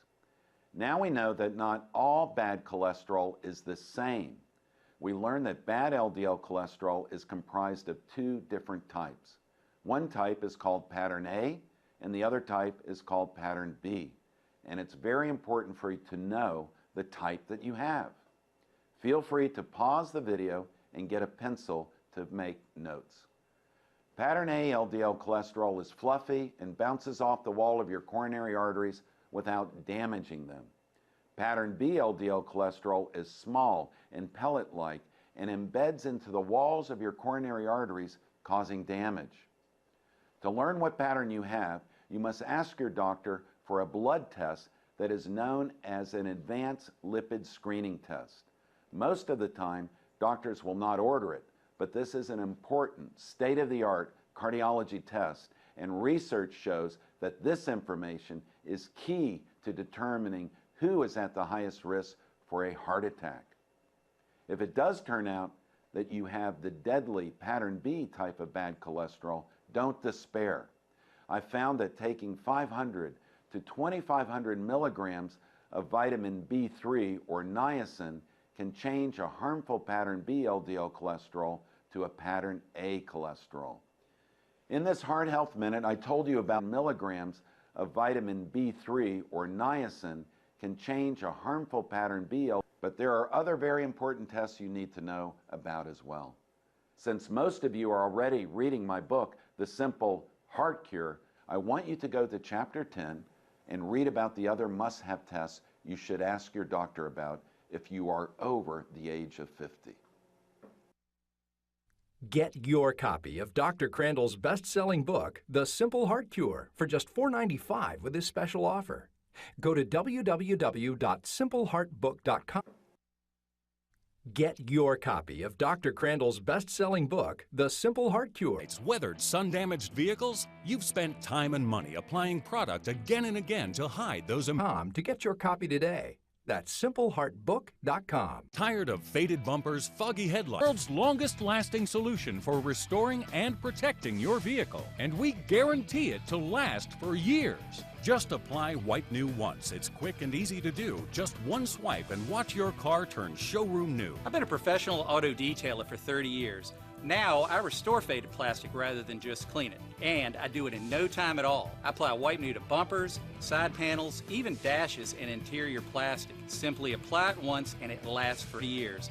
Wipe New is the most revolutionary car care product that I've used in my entire detailing career. We applied Wipe New to the driver's side of this vehicle. We then sent this car through over 100 powerful car washes. Wipe New never faded or washed away, proving that the results will last for years of real-world environmental exposure. I don't think I've ever seen it, Brandon. I got it about 2 years old, and I've never seen it shine like this. And we guarantee it to last for years. Use it on bumpers, decorative outside panels, side view mirrors, even vinyl or leather car seats for a protected showroom new shine. Don't spend a fortune on temporary fixes. Order the revolutionary Wipe New for only $19.99. But wait, order now and we'll double the size. That's enough for 2 cars. There's still more. Order now and get the Pro Detailing Kit with the headlight applicator bonus. Just pay separate shipping and processing. That's right, Wipe New restores your headlights too. Order now and get it all, plus a 2-year guarantee. A $50 value for only $19.99. Order now. To get your Wipe New detailing kit, call 1-800-408-5381. That's 1-800-408-5381. Wipe New comes with a 2-year money-back guarantee, so call 1-800-408-5381 today. We, the people of the United States, in order to form a more perfect union, establish justice, ensure domestic tranquility, provide for the common defense, promote the general welfare, and secure the blessings of liberty to ourselves and our posterity. Do ordain and establish this Constitution for the United States of America.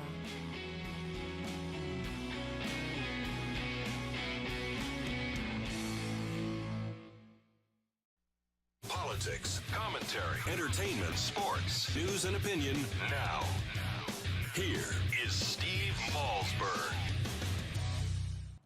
And these ground operations that they're conducting has to do with a tunnel network in Gaza that, as early as this morning, was used by Hamas to try to infiltrate terrorists through those tunnels into Israel, to conduct terrorist activity and kill Israelis. So put yourself in the position of this country. Small and geographically isolated, surrounded by terrorist groups and some unfriendly countries, threatened by the prospect of an Iranian nuclear weapon, and being hit by 1,300 rockets in just the last week. They have no choice but to defend themselves, using all the power at their disposal. All right, folks, welcome to the road to the White House, and that, of course, Florida Senator Marco Rubio. And on today's 10th installment of the road to the White House, we take a look at a possible Rubio candidacy in 2016. And joining us to do that is Michael Barone, the one and only senior political analyst for the Washington Examiner, renowned polling expert and author. Hello, Michael. Hey, how are you, Steve? Good. Thanks for being with us. I appreciate it. Okay, so we heard Michael Barone. We heard Marco Rubio, defending Israel on the floor of the Senate. It was a brilliant speech yesterday. Do you think that he is going to run? Do I think he's going to run? About a 50-50 chance, I think. I think one thing that may give him some cause to be hesitant is the fact that his Florida Senate seat is up in 2016. On the other hand, you got a presidential election with no incumbent running. And as Barack Obama showed in 2008, a first-term senator can sometimes elevate himself to the top position in our government.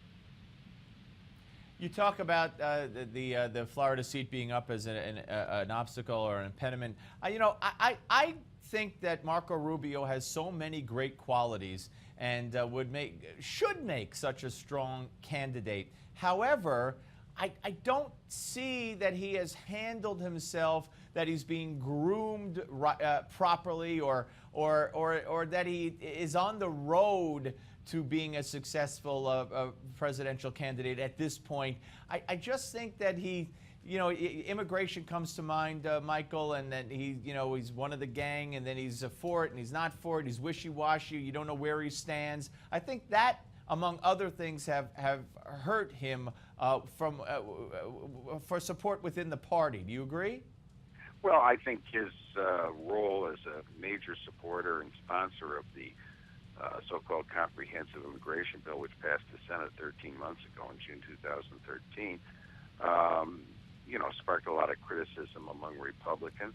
I think in particular now that we have facing us this issue with thousands of illegal Central Americans, many of them underage, coming streaming across the border, with the public responding that they really ought to be sent back, treated humanely, but sent back to their home country. That puts Marco Rubio on the defensive, certainly with some Republican primary voters, and even in the general election context. I mean, he's shown, great articulateness on a lot of issues. He's been an advocate of a tough and assertive foreign policy, as we've just heard, strong support for U.S. allies, and taking steps to discourage our adversaries or unfriendly powers. That's sort of the opposite of what the Barack Obama administration has done. I think that's in line with a lot of Republicans, but he's from the fourth largest, soon to be third largest state, and the only one of the four largest states that's a target state, that's close in presidential general elections. So, it's, I think working against him also, despite his strong advocacy on foreign policy, is the fact that he doesn't have much experience in actually conducting foreign policy. Now, that's true of a lot of the Republican potential presidential candidates, but after 6-7 years of Barack Obama, who also entered office with a very minimal foreign policy background, that may be a liability rather than not an asset. And, I think back to the speech that he gave. I think it was a rebuttal to one of the president's speeches where he grabbed for the bottle of water. And despite the fact that Marco Rubio has this wonderful story to tell, that, his parents, his upbringing, his values, the whole story is fantastic, as so many minority Republicans do have that kind of great story. But the media looks for any opportunity to just rip those people, as the media must think of them, whether they're black or Hispanic or female conservatives. They look for any opportunity to rip them to shreds, and they took that moment with the water and really, just missed the great speech and the meaning and the message, and just focused and made a mockery of that whole speech because of the drink. Well, I think he has, if he runs for president, he's got an opportunity to go beyond the glass of water, and he's also got a good laugh line, which he has shown that he's capable of exploiting. Republican presidential candidates have to count on having a hostile mainstream media. That's just part of the game that exists. And I think they will go after anybody that they think has a chance to win. I would expect you'd see a lot of reporters who showed no interest in Barack Obama's past and his associations with the unrepentant terrorist heirs. Will be happy to go down to Tallahassee to try to search for any damaging material that they can find from Marco Rubio's 6 years in the Florida House of Representatives. Hey, how did he get to be Speaker? What kind of deals did he cut? So forth. But I think that goes with the drill. I think that, the greater danger is if you come into this office without a lot of experience. And as I say, I think that at least in terms of foreign policy experience, not any of the Republican candidates has as much experience as, say, John McCain did in 2008. Yeah, unfortunately, it didn't do him much good. Let me ask you this. Where on the spectrum does Marco Rubio fall? Of course, you have, you know, the Ted Cruz wing. Maybe Rand Paul falls into that, but he's much more libertarian, especially isolationist, more so than Cruz. You got your Christie wing, if you will. Where does Rubio enter into it? Well, I think it depends on what issue you're talking about. If you're talking about foreign policy, I think Rubio has struck similar notes to Ted Cruz and some of the other Republicans, and quite a bit different from the, I would call it, isolationist, though some may object to that phrase, approach of Rand Paul. On immigration, as we've mentioned, he's, you know, supported that comprehensive immigration bill, and that you know, is a position that doesn't look as good as it did, even in a general election context, as it did 13 months ago when he supported that. I think one of the things Republican candidates have to do is to build on what some of these so-called reform conservatives are talking about. They have to present policies and tell voters how these policies are going to work to enable them to choose the kind of life they want to live, particularly young voters. When we've had these times of recession and sluggish recovery, people don't get a chance to find work and causes that maximize their interests and their special talents. I think that there are some Republicans, including Rubio, who's come across with some innovative domestic policy proposals, who are thinking in this direction. But I think there's a lot more work for Republicans to do in order to win that presidential contest. People don't like what Barack Obama's brought to them, and that's true of Hispanic voters and young voters, by the way. But they don't know what Republicans might bring, and Republicans haven't fully developed it yet. Rubio's at least embarked on that journey, at least somewhat, and has made a beginning on it. Michael Barone, always great to talk to you, sir. Look forward to the next time. Have a great weekend, and thank you for being a part of the road to the White House. Thank you, Steve. Good to be with you. Thank you. Michael Barone, ladies and gentlemen, senior political analyst at the Washington Examiner. It's going to be very interesting, and I hope you enjoyed the 2 weeks worth of installments on the road to the White House. I'm sure we'll do more updated version as time goes on and we get a little bit closer. And we'll also have other specials, I'm sure, related to races that are coming up a lot closer, such as the midterms and the November elections. But Marco Rubio is certainly a legitimate possibility and a force to be reckoned with should he decide to actually throw his hat into the ring and run for the 2016 Republican presidential nomination. All right, folks, coming up next on the Steve Malzberg Show, it's Gimme 5, and it's only here on Newsmax Television, so don't go away.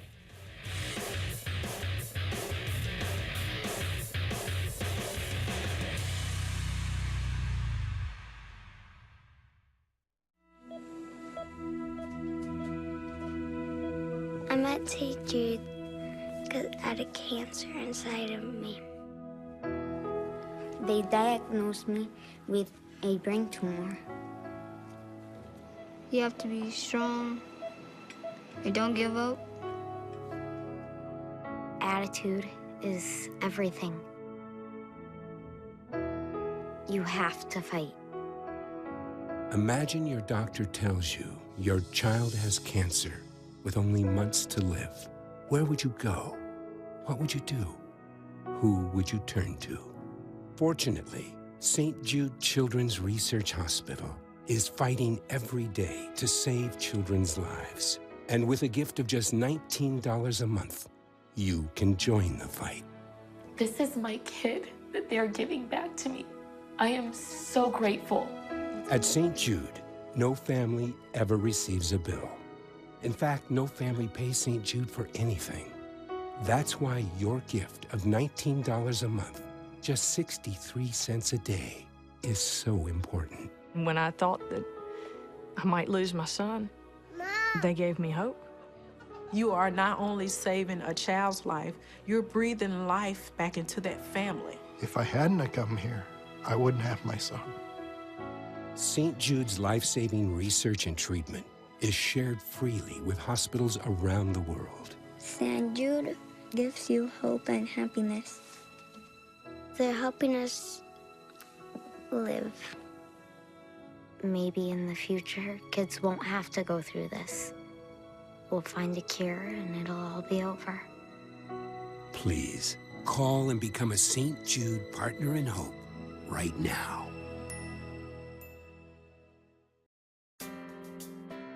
Eligible for Medicare, that's a good thing. But it doesn't cover everything. Only about 80% of your Part B medical expenses. The rest is up to you. So consider an AARP Medicare Supplement Insurance Plan, insured by United Healthcare Insurance Company. Like all standardized Medicare supplement insurance plans, they pick up some of what Medicare doesn't pay and could save you in out-of-pocket medical costs. Call today to request a free decision guide to help you better understand what Medicare is all about and which AARP Medicare supplement plan works best for you. With these types of plans, you'll be able to visit any doctor or hospital that accepts Medicare patients. Plus, there are no networks and virtually no referrals needed. There's a range of plans to choose from too, and they all travel with you, anywhere in the country. Join the millions who have already enrolled in the only Medicare supplement insurance plans endorsed by AARP, an organization serving the needs of people 50 and over for generations, and provided by United Healthcare Insurance Company, which has over 30 years of experience behind it. Call today. Remember, Medicare supplement insurance helps cover some of what Medicare doesn't pay. Expenses that could really add up. These kinds of plans could save you in out-of-pocket medical costs. You'll be able to choose any doctor who accepts Medicare patients, and there are virtually no referrals needed. So don't wait. With all the good years ahead, look for the experience and commitment to go the distance with you. Call now to request your free decision guide. This easy-to-understand guide will answer some of your questions and help you find the AARP Medicare supplement plan that's right for you.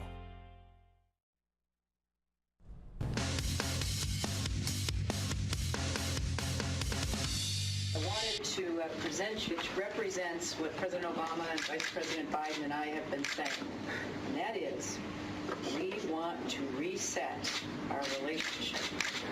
And so we will do it together.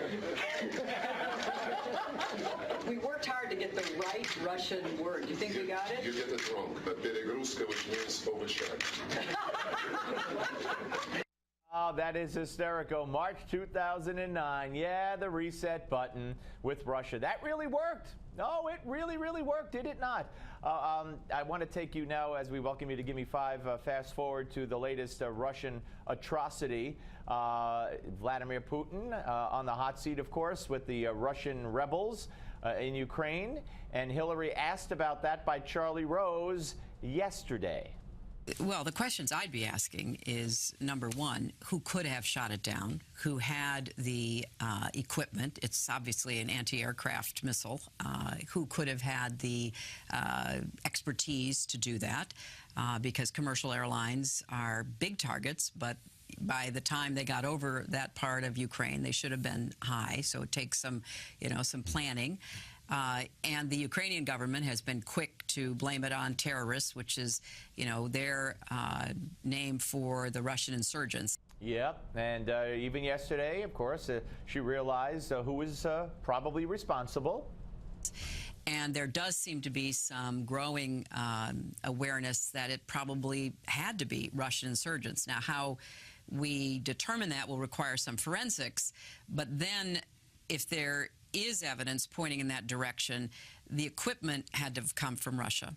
What more the Russians may or may not have done, we don't know. I read as I was walking in today to talk with you, the Russian stock market has dropped. There is a great deal of concern that not only was a civilian plane shot down, but what this means about the continuing conflict in eastern Ukraine and the role that Russia is playing. And if it turns out that Russia has its fingerprints all over it, another present for the Russians or something more serious? From my perspective, and I have the benefit of not being in the government, if there is evidence linking Russia to this, that should inspire the Europeans to do much more on 3 counts. 1, toughen their own sanctions, make it very clear there has to be a price to pay. Number 2, immediately accelerate efforts and announce they are doing so to find alternatives to Gazprom. You know, Russia has not diversified its economy. It is still largely dependent upon natural resources, principally gas and oil. And thirdly, do more in concert with us to support the Ukrainians. Yeah, okay. All right. What about that reset button, though? Now she wants the world to get tough on Putin. Do more to help their military obtain better equipment, better training. The Ukrainian military under Poroshenko has been much more focused and more successful, but nobody kids themselves. If Russia really keeps weighing in on behalf of the insurgents, there's a lot more that needs to be done. And to put Putin on notice that he has gone too far and we are not going to stand idly by. So the Europeans have to be the ones to take the lead on this. It was a flight from Amsterdam to Kuala Lumpur over European territory. There should be outrage in European capitals. Yeah, I understand that, and the president echoed that today, but there should be outrage all over the place. And here's one more from the woman who pushed the reset button along with Barack Obama, now wants to get tough. I think Putin is pushing the envelope as far as he thinks he can. I think he obviously has annexed and occupied Crimea. He is willing to keep Ukraine unstable in order to try to intimidate the new Ukrainian government to back off from their approach to the EU. And I think the only language he understands is one that is very tough, very patient, very clear. Okay, so there you go. I guess maybe Charlie Rose should have asked Hillary, hey, did you now, looking back, think it was a good idea to give that reset button to your counterpart in Russia? Would you want that reset button back? And what were you thinking when you gave him that reset button? On the Steve Malzberg Show. Just located. Original U.S. government Morgan silver dollars. The most sought-after coins in American history. Bulletin, 9:15 a.m. New York. National Collectors Mint releases 3,441 of the last surviving United States minted Morgan silver dollars still in existence.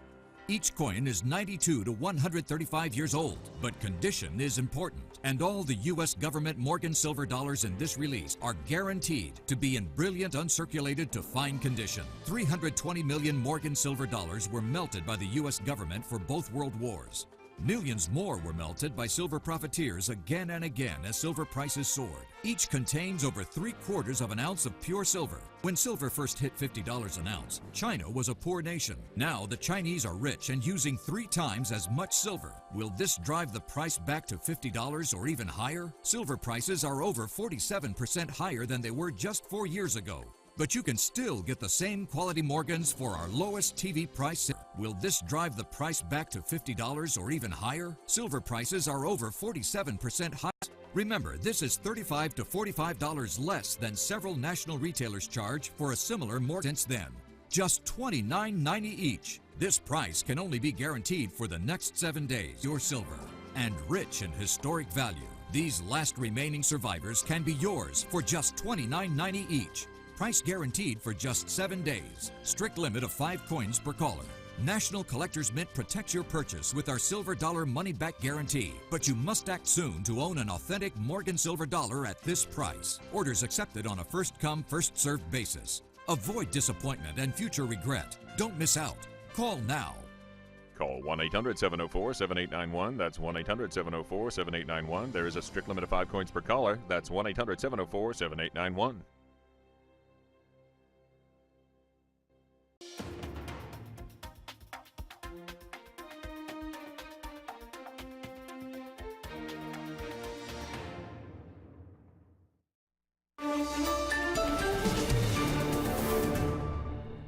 Welcome back. I'm Francesca Page, and here's your Newsmax Now update. It's been one full day since the crash of Malaysia Airlines flight MH17, and now it's time to look at what we know and don't know. It appears the cause of yesterday's crash, which killed nearly 300 people, was a surface-to-air missile fired by pro-Russian rebels. Many in the international community say this sophisticated weapon was supplied by Russia to separatist fighters in the eastern Ukraine. A U.S. ambassador echoed that an emergency UN Security Council meeting earlier today. Because of the technical complexity of the SA-11, it is unlikely that the separatists could effectively operate the system without assistance from knowledgeable personnel. U.S. Ambassador Samantha Power went on to say that the international community cannot rule out direct Russian involvement. Power says it's important to recover the plane's wreckage as soon as possible because she fears pro-Russian separatists and their backers may tamper with the evidence. And one day after the crash, the whereabouts of the plane's flight data record are still unknown. The plane crashed 25 miles from Russia in a rebel-controlled area of Ukraine. As a result, many are speculating the black boxes are now making their way into Russia's hands. Experts say the box's contents may provide clues as to what exactly happened.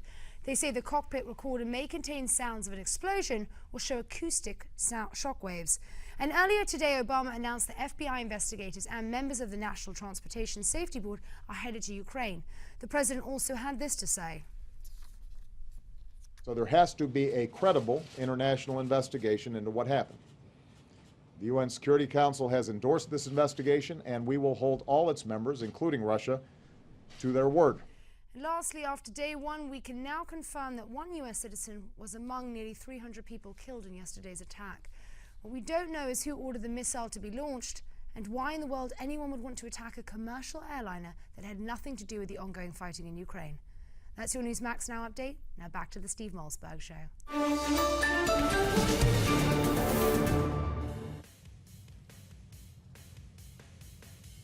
All right, final hour of the Steve Malzberg Show for the week, and we go out with a bang. Richard Pearl, fellow at the American Enterprise Institute, former chair of the Pentagon's Defense Policy Board, and former Assistant Secretary of Defense, will be here to weigh in on the downed Malaysian airline and also to talk about the Israeli forces battling inside Gaza. Captain Tom Bunn, retired Air Force pilot and commercial pilot.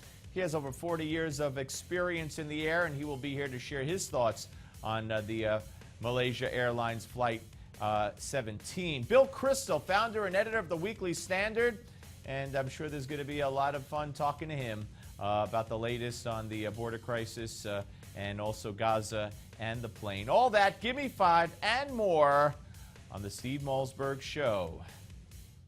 Ready? Fire away. 5, 4, 3, 2, 1. Broadcasting live from the Newsmax studio in New York City. A fusion of politics, commentary, entertainment, and sports. Steve and his team bring you the latest news and opinion now. Here is Steve Malzberg.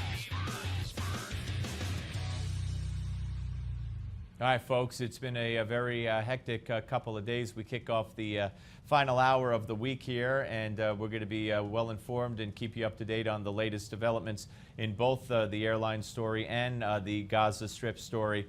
You know, I hear the word invasion used, and I know Israel prefers to call it incursion. And if you look at the dictionary definition of both, if you look under invasion, you'll see a synonym is incursion and vice versa, kind of. But from what I've been able to gain, and you may interpret it differently, invasion kind of implies taking over, occupying, annexing land and planning to stay there. You've invaded the territory and you're going to keep it. Incursion, to a lesser extent, has that implication. And obviously, Israel has made it perfectly clear they have no desire whatsoever and do not plan to reoccupy the Gaza Strip. They're in there for a definitive amount of time, for a definitive purpose, and then they're going to get out. So I will go with incursion, as is the Israeli definition, as opposed to invasion, which seems to be the media's definition and the Palestinian definition. All right, we're going to be joined right now by Richard Pearl, but first let's watch this oldie but goodie from Hillary and the Russian foreign minister. I wanted to present you, which represents what President Obama and Vice President Biden and I have been saying, and that is, we want to reset our relationship. And so we will do it together.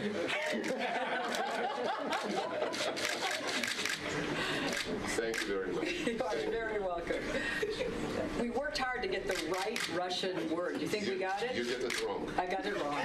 All right, folks, that is going to be used in any campaign against Hillary Clinton, I can assure you. And joining us now, as mentioned, is Richard Pearl, fellow at the American Enterprise Institute, former chair of the Pentagon's Defense Policy Board, and former Assistant Secretary of Defense. Joins us now. Hello, sir.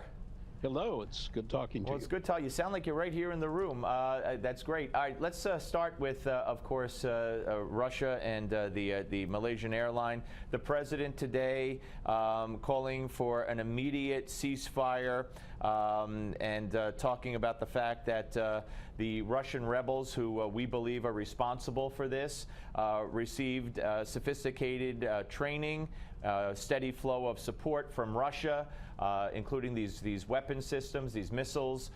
He stopped short of putting a finger on Vladimir Putin when it comes to responsibility, but did certainly insinuate that the responsibility did lie there. As far as what we might do next, no further military action on the part of the United States. He did call it a European tragedy, and we need a credible investigation. So is it kind of what you expected Obama to eventually say, as he did today? Well, I certainly didn't expect him to make the kind of fundamental revision in our policy toward Russia that should have been made a long time ago. That clip of Hillary reminds us that she said on that occasion, "We'll do this together." And of course, that isn't what happened. We did it alone. There was no reset on Putin's part.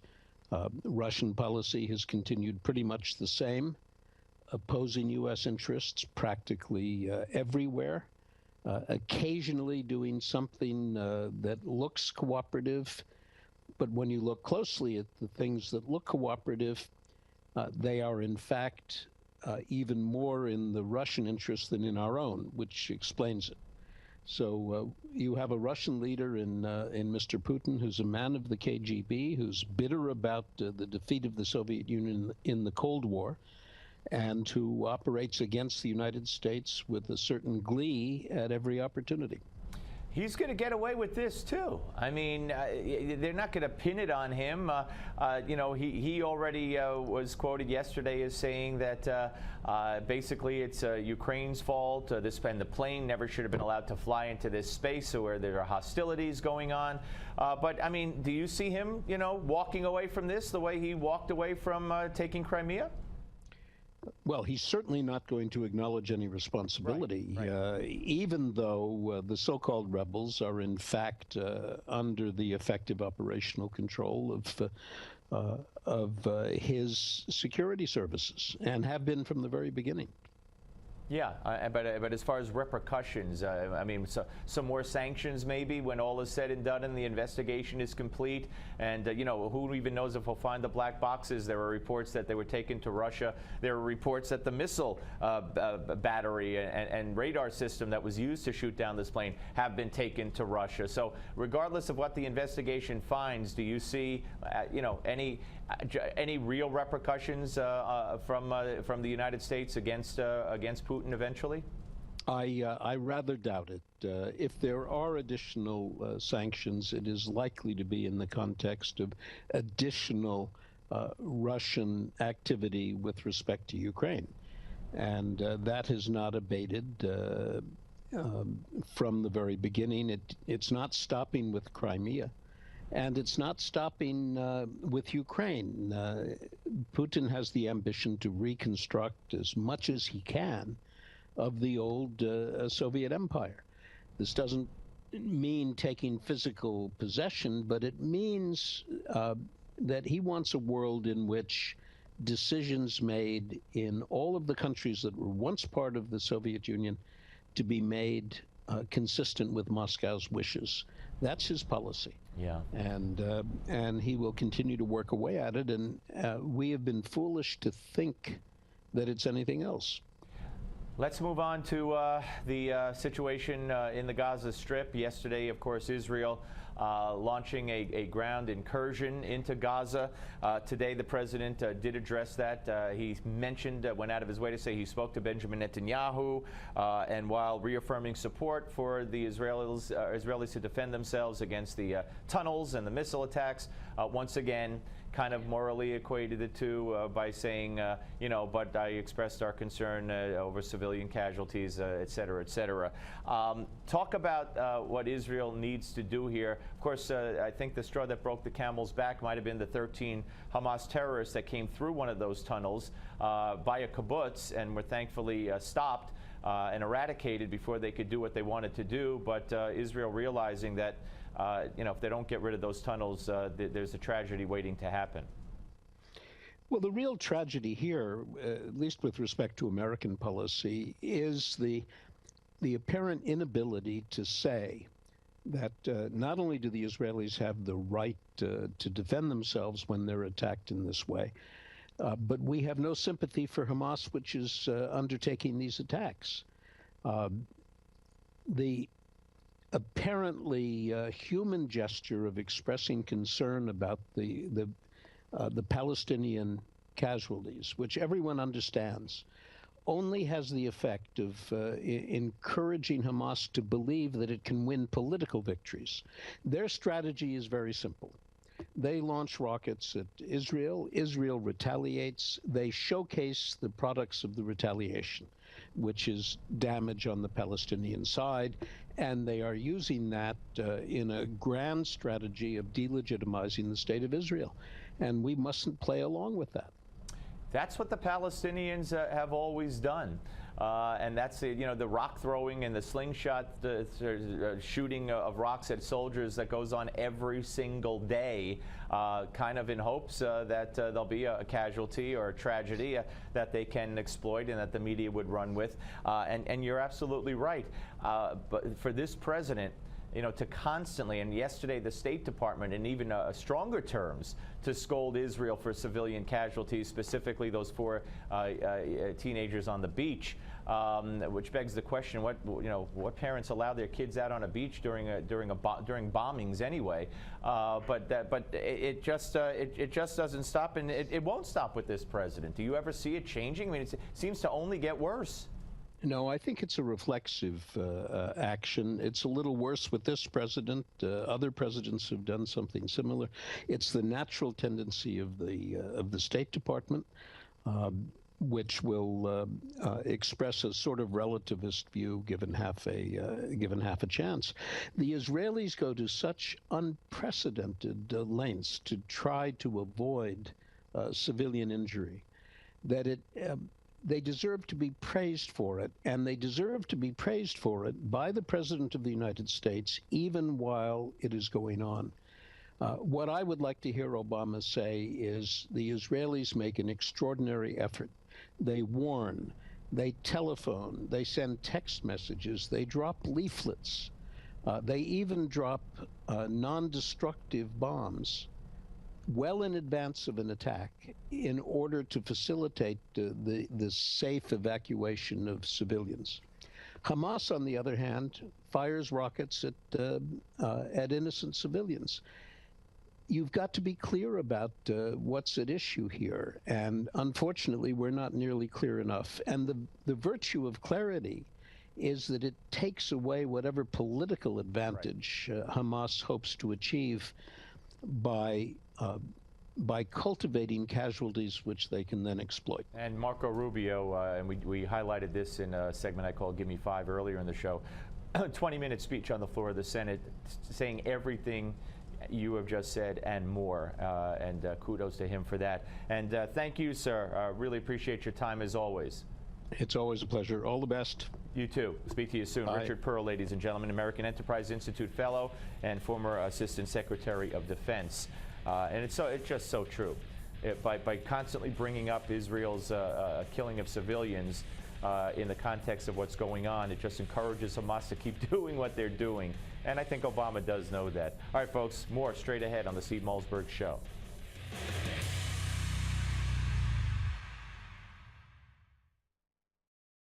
Love the way your tires look right after applying Tire Shine, but hate that it washes right off with the first rainy day? Well, not anymore. Introducing White New Tire, the world's longest lasting tire dressing, a full 6 months. Just apply White New Tires and let it dry.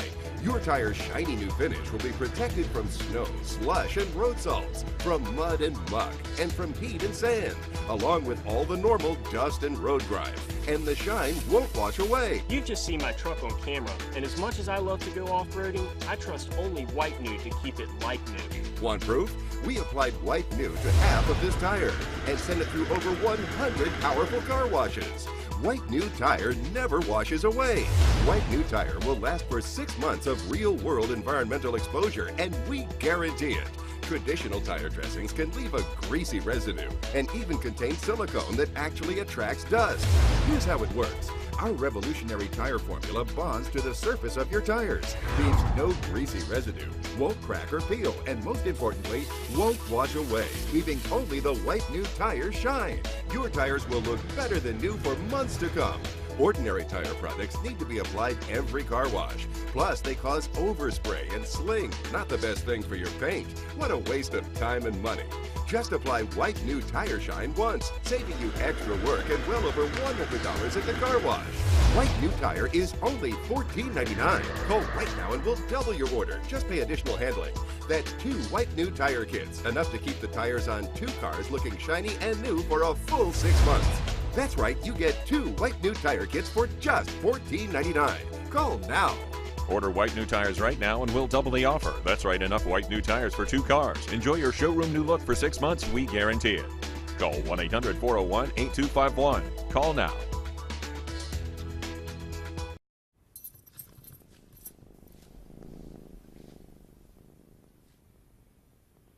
There's a shelter pet who wants to meet you. Meet one today. Visit theshelterpetproject.org. Adopt.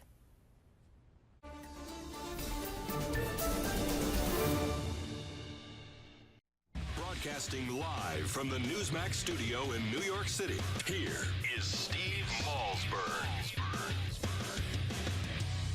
Понял, блин. Только что сбили самолет, группа минера за Янакиева упал. Летчики, где летчики? Поехали искать и фотографировать сбитый самолет.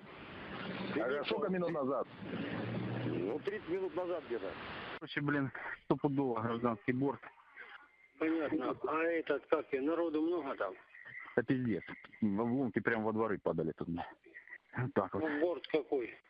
Да я еще пока не разобрался, потому что я не был возле основной части. Я только вот смотрю там, где начали первые тела падать. Там остатки внутренних кронштейнов, кресла, тела. Понятно. Вот так. Вооружение есть что-нибудь? Вообще ничего. Гражданские вещи, медицинские ошметки, блин, там. All right, folks, there's the alleged conversation between the rebels posted on a Ukrainian security website. Joining us now, as we welcome you back, is Captain Tom Bunn, retired Air Force pilot and commercial pilot with over 40 years of experience. Hello, Captain. Hi, Steve. Thanks for joining us today. I appreciate it. Too bad we're talking about something like this. When you first heard about this, how shocked were you that this was apparently blown out of the sky at 33,000 feet? Well, the first thing was I just knew there was a crash. I heard those claims, but I thought, well, I got to check it out. How big is the debris field? If it's small, then it means the plane actually crashed and it came apart on the ground. If it's huge, like Lockerbie, that was 80 miles long. Wow. That debris field. If an airplane comes apart up at high altitude, it's all over the place. And initially, they were claiming the debris field was pretty small. So, oh well. So not long, though, after that, the news comes across that the U.S. says it was a missile. Oh, my God. Okay.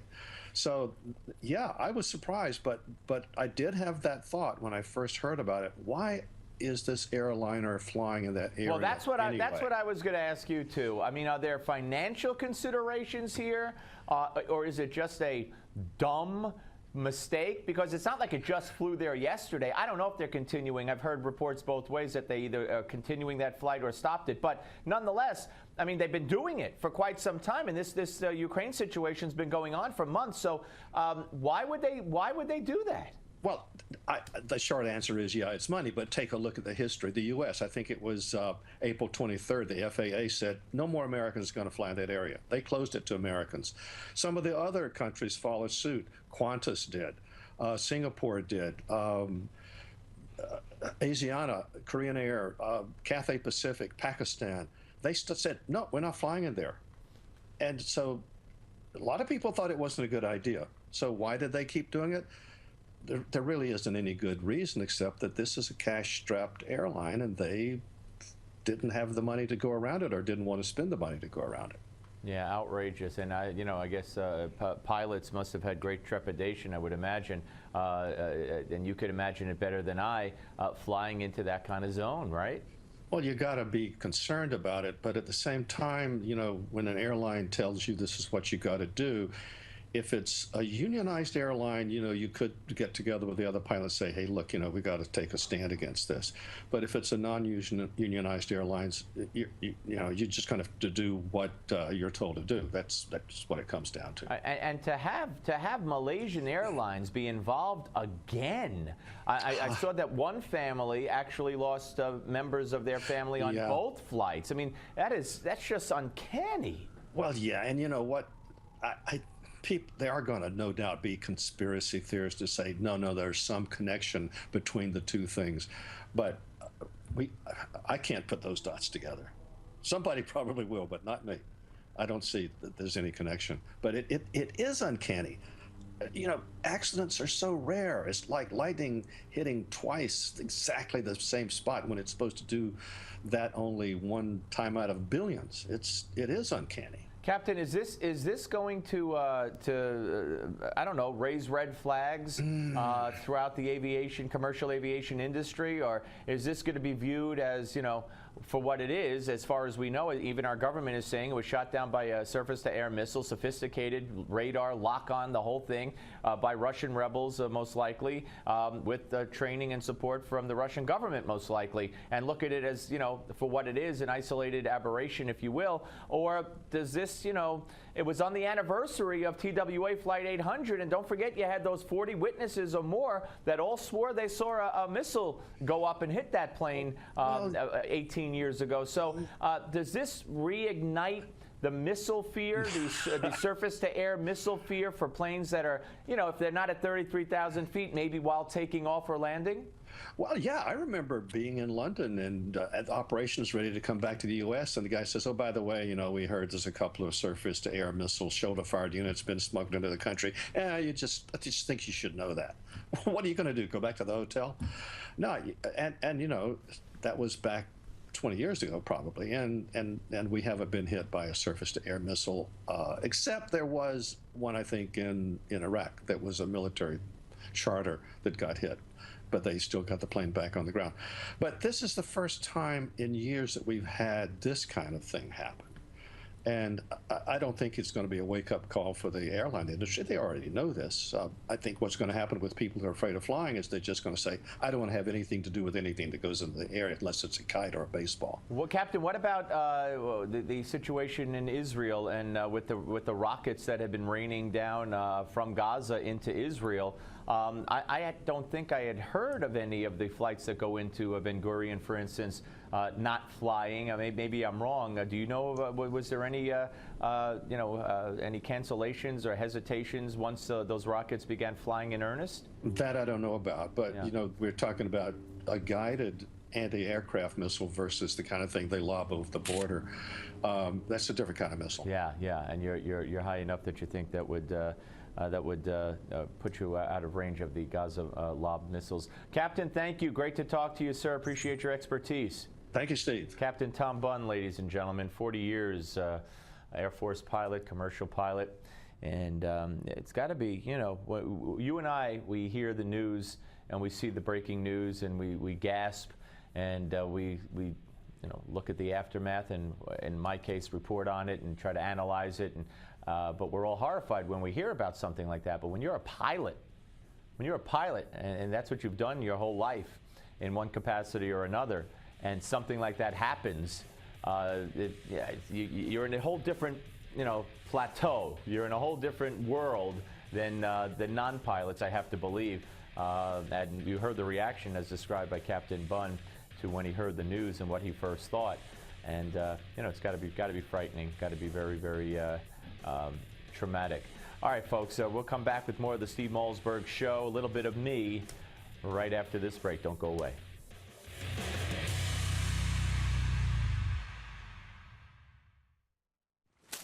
Is your property a jungle choked with overgrown saplings and brush? Take back your land with a DR Field and Brush Mower. Nothing stops the DR. Thick grass and weeds, out-of-control brush, briars, or canes, even 3-inch thick trees are no match for America's favorite brush mower. Lock it in and rip it up. Clear it out, clean it up, and rediscover the land you've lost. And with optional attachments, the self-propelled DR Field and Brush Mower converts into a finish mower, a snow thrower, a portable chipper, or a grater blade. It's a field and brush cutter and so much more. Call 1-800-456-2023 for a free buyer's guide and DVD. You'll learn how you can try it DR at home for 6 months for as low as $58 a month and get free shipping. Hurry, this offer won't last. Call 1-800-456-2023. Online at drfieldbrush.com. Do you sleep too hot while your partner sleeps too cool? Do you struggle to sleep at the right temperature? Now Sleep Number has a solution that's as revolutionary as its beds. Introducing the Sleep Number Dual Temp Layer. The amazing Sleep Number Dual Temp Layer allows both of you to select your ideal temperature for better sleep. The Sleep Number Dual Temp Layer works with any mattress brand. It features active air technology, which evenly distributes air to heat and cool each side to the temperature you prefer for head-to-toe comfort. Call or click now for this free $50 savings card and catalog. My husband and I both prefer different temperatures. He likes to have his side of the bed a little bit warmer, and I like to have mine a little bit cooler, and we are finally sleeping better together.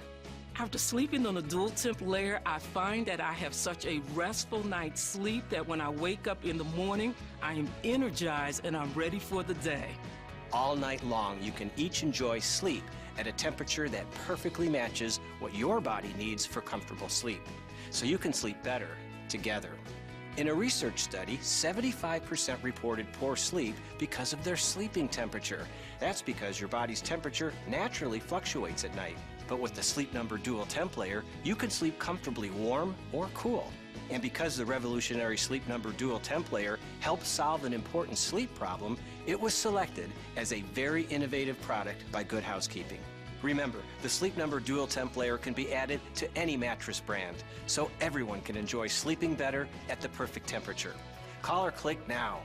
Call 1-800-317-5283 or click now for a free $50 savings card and catalog with price list. For your peace of mind, the Sleep Number Dual Temp Layer comes with a 100-night in-home trial. Call 1-800-317-5283 or click now. That's 1-800-317-5283 for your free $50 savings card and catalog.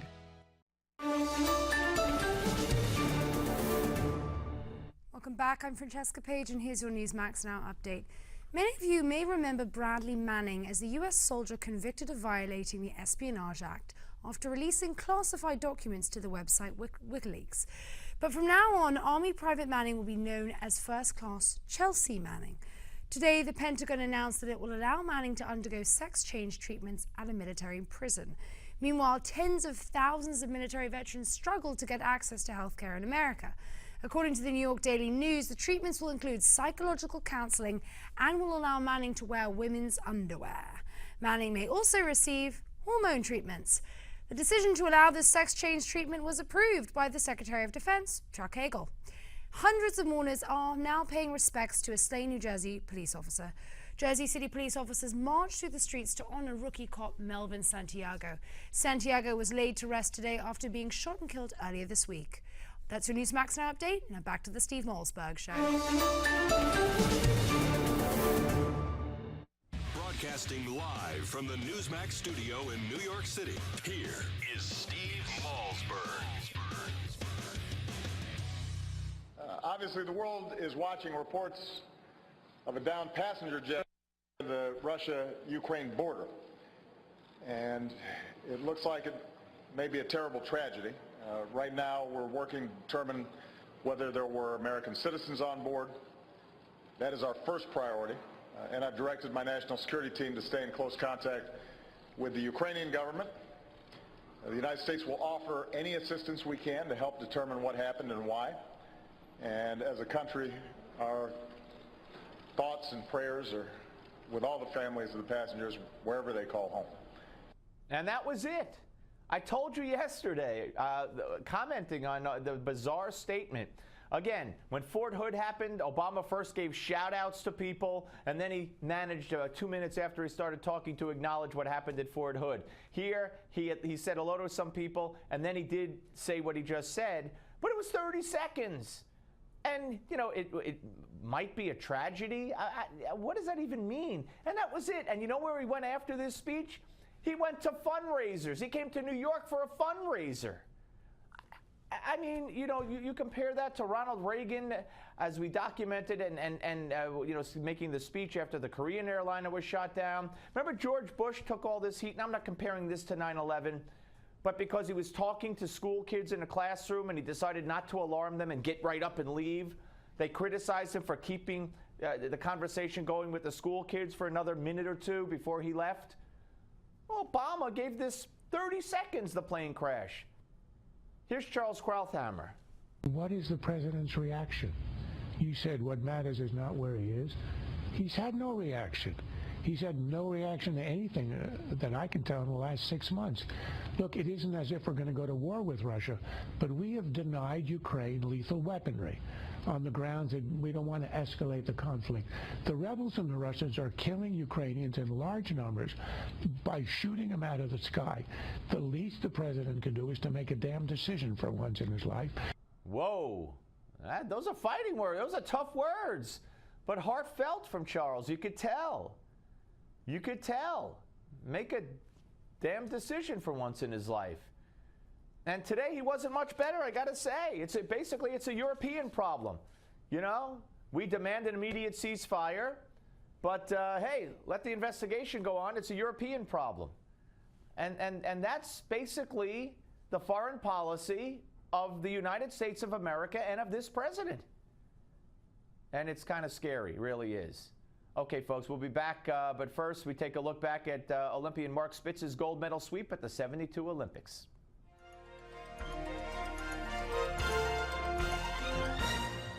I'm going to tell you something. They're going to call you chicken if you don't swim. You are the world record holder. And the premier Olympic swimming event is the 100 freestyle. With those words from his coach, Olympic history was made. Born Mark Andrew Spitz in the little town of Modesto, California, the future Olympian record holder began his swimming career at the age of 2 in the Hawaiian waters of Waikiki Beach. 4 years later, Mark and his family moved to Sacramento, California, and by age 10, he held 17 national age group records and 1 world record. But the best was yet to come. After a disappointing performance at the 1968 Olympics, the Shark, as nicknamed by his teammates, returned to the Olympic Games in 1972, determined to do better. As history records, at the 20th Olympiad, Mark Spitz won 7 gold medals and set 7 world records in the process. But it almost didn't happen. After winning his 5th gold medal, the Olympic champion faced his toughest competitor, Australian Michael Windon, in what Spitz had always considered his toughest race, the 100-meter freestyle. He thought seriously of withdrawing from the biggest race of his career. But with encouragement from his coach, Spitz reconsidered and changed history. Spitz's achievement gave America a boost internationally as the nation suffered in global public opinion from its long war in Vietnam. And Spitz's victory in the sports arena was especially gratifying. As an American Jew, his victories cast a powerful shadow over the Palestinian Liberation Organization's Munich terrorism, when 11 Israeli athletes were held hostage and eventually murdered by the group belonging to the Black September organization. Despite the horrors and his own nail-biting competition, Mark Spitz always maintained his sense of humor. The night before competition was to begin, he was asked by a Russian reporter why he wore a mustache. Although he had planned to shave it that very night, he replied, I said, no, it doesn't slow me down. I said, it deflects the water away from my mouth. It allows my head to get a lot lower and more streamlined, my behind actually up. And so that's why I was able to break the world record at the Olympic trials in Chicago 3 weeks before. The guy looked at me and hesitated, and then he translated as fast as he could into Russian. All male Russian swimmers the next year.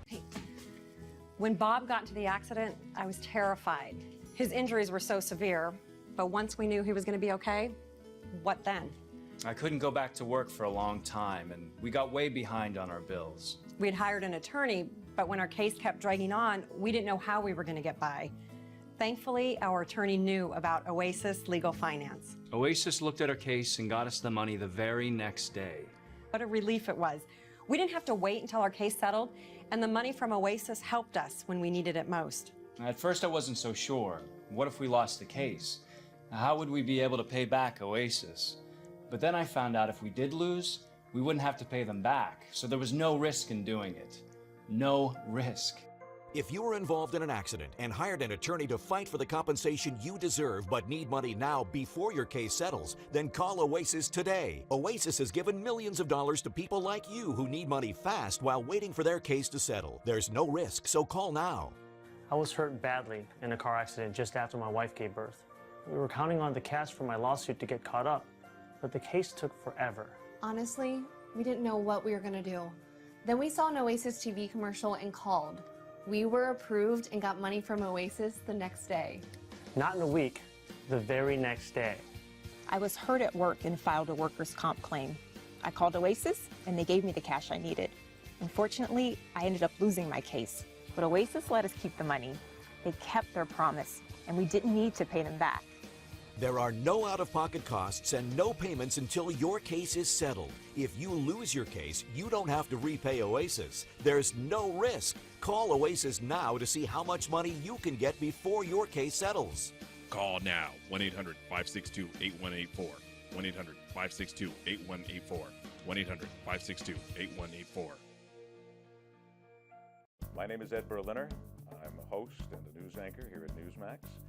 This country is desperate for a new voice to speak to that new generation that wants to know it all. Don't give me just half the story. Don't give me a piece of it. Let me get it all. Every single day, when people come to Newsmax, they're going to get an entire story. A new voice, a new generation. Newsmax TV. Broadcasting live from the Newsmax studio in New York City, here is Steve Malzberg. What's the biggest geopolitical threat facing America? You said Russia. Not Al-Qaeda, you said Russia.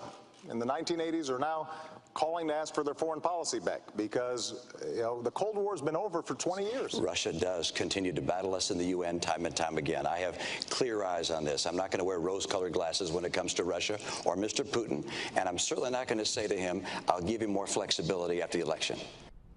Yeah, tell Vladimir that I'll have a lot more flexibility after the election. Remember that oldie but goodie. Joining us now is Bill Crystal, founder and editor of the Weekly Standard. Hello, sir. Hey, how are you, Steve? Good to talk to you. Okay, so that aside, we know how wrong Barack Obama was on Russia. Today he came out and he basically laid the blame at Putin's doorstep for what happened, the downing of the plane, talked about sophisticated training and weapons being given to the rebels, separatists, who we hold responsible now apparently for firing that rocket. What are the repercussions going to be?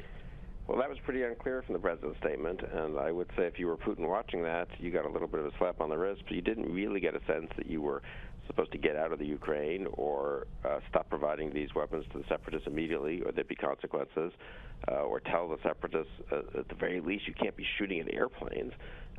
So I thought maybe the president will follow up. I hope he does. I hope he makes clear to Putin sort of what's acceptable, all of this is unacceptable.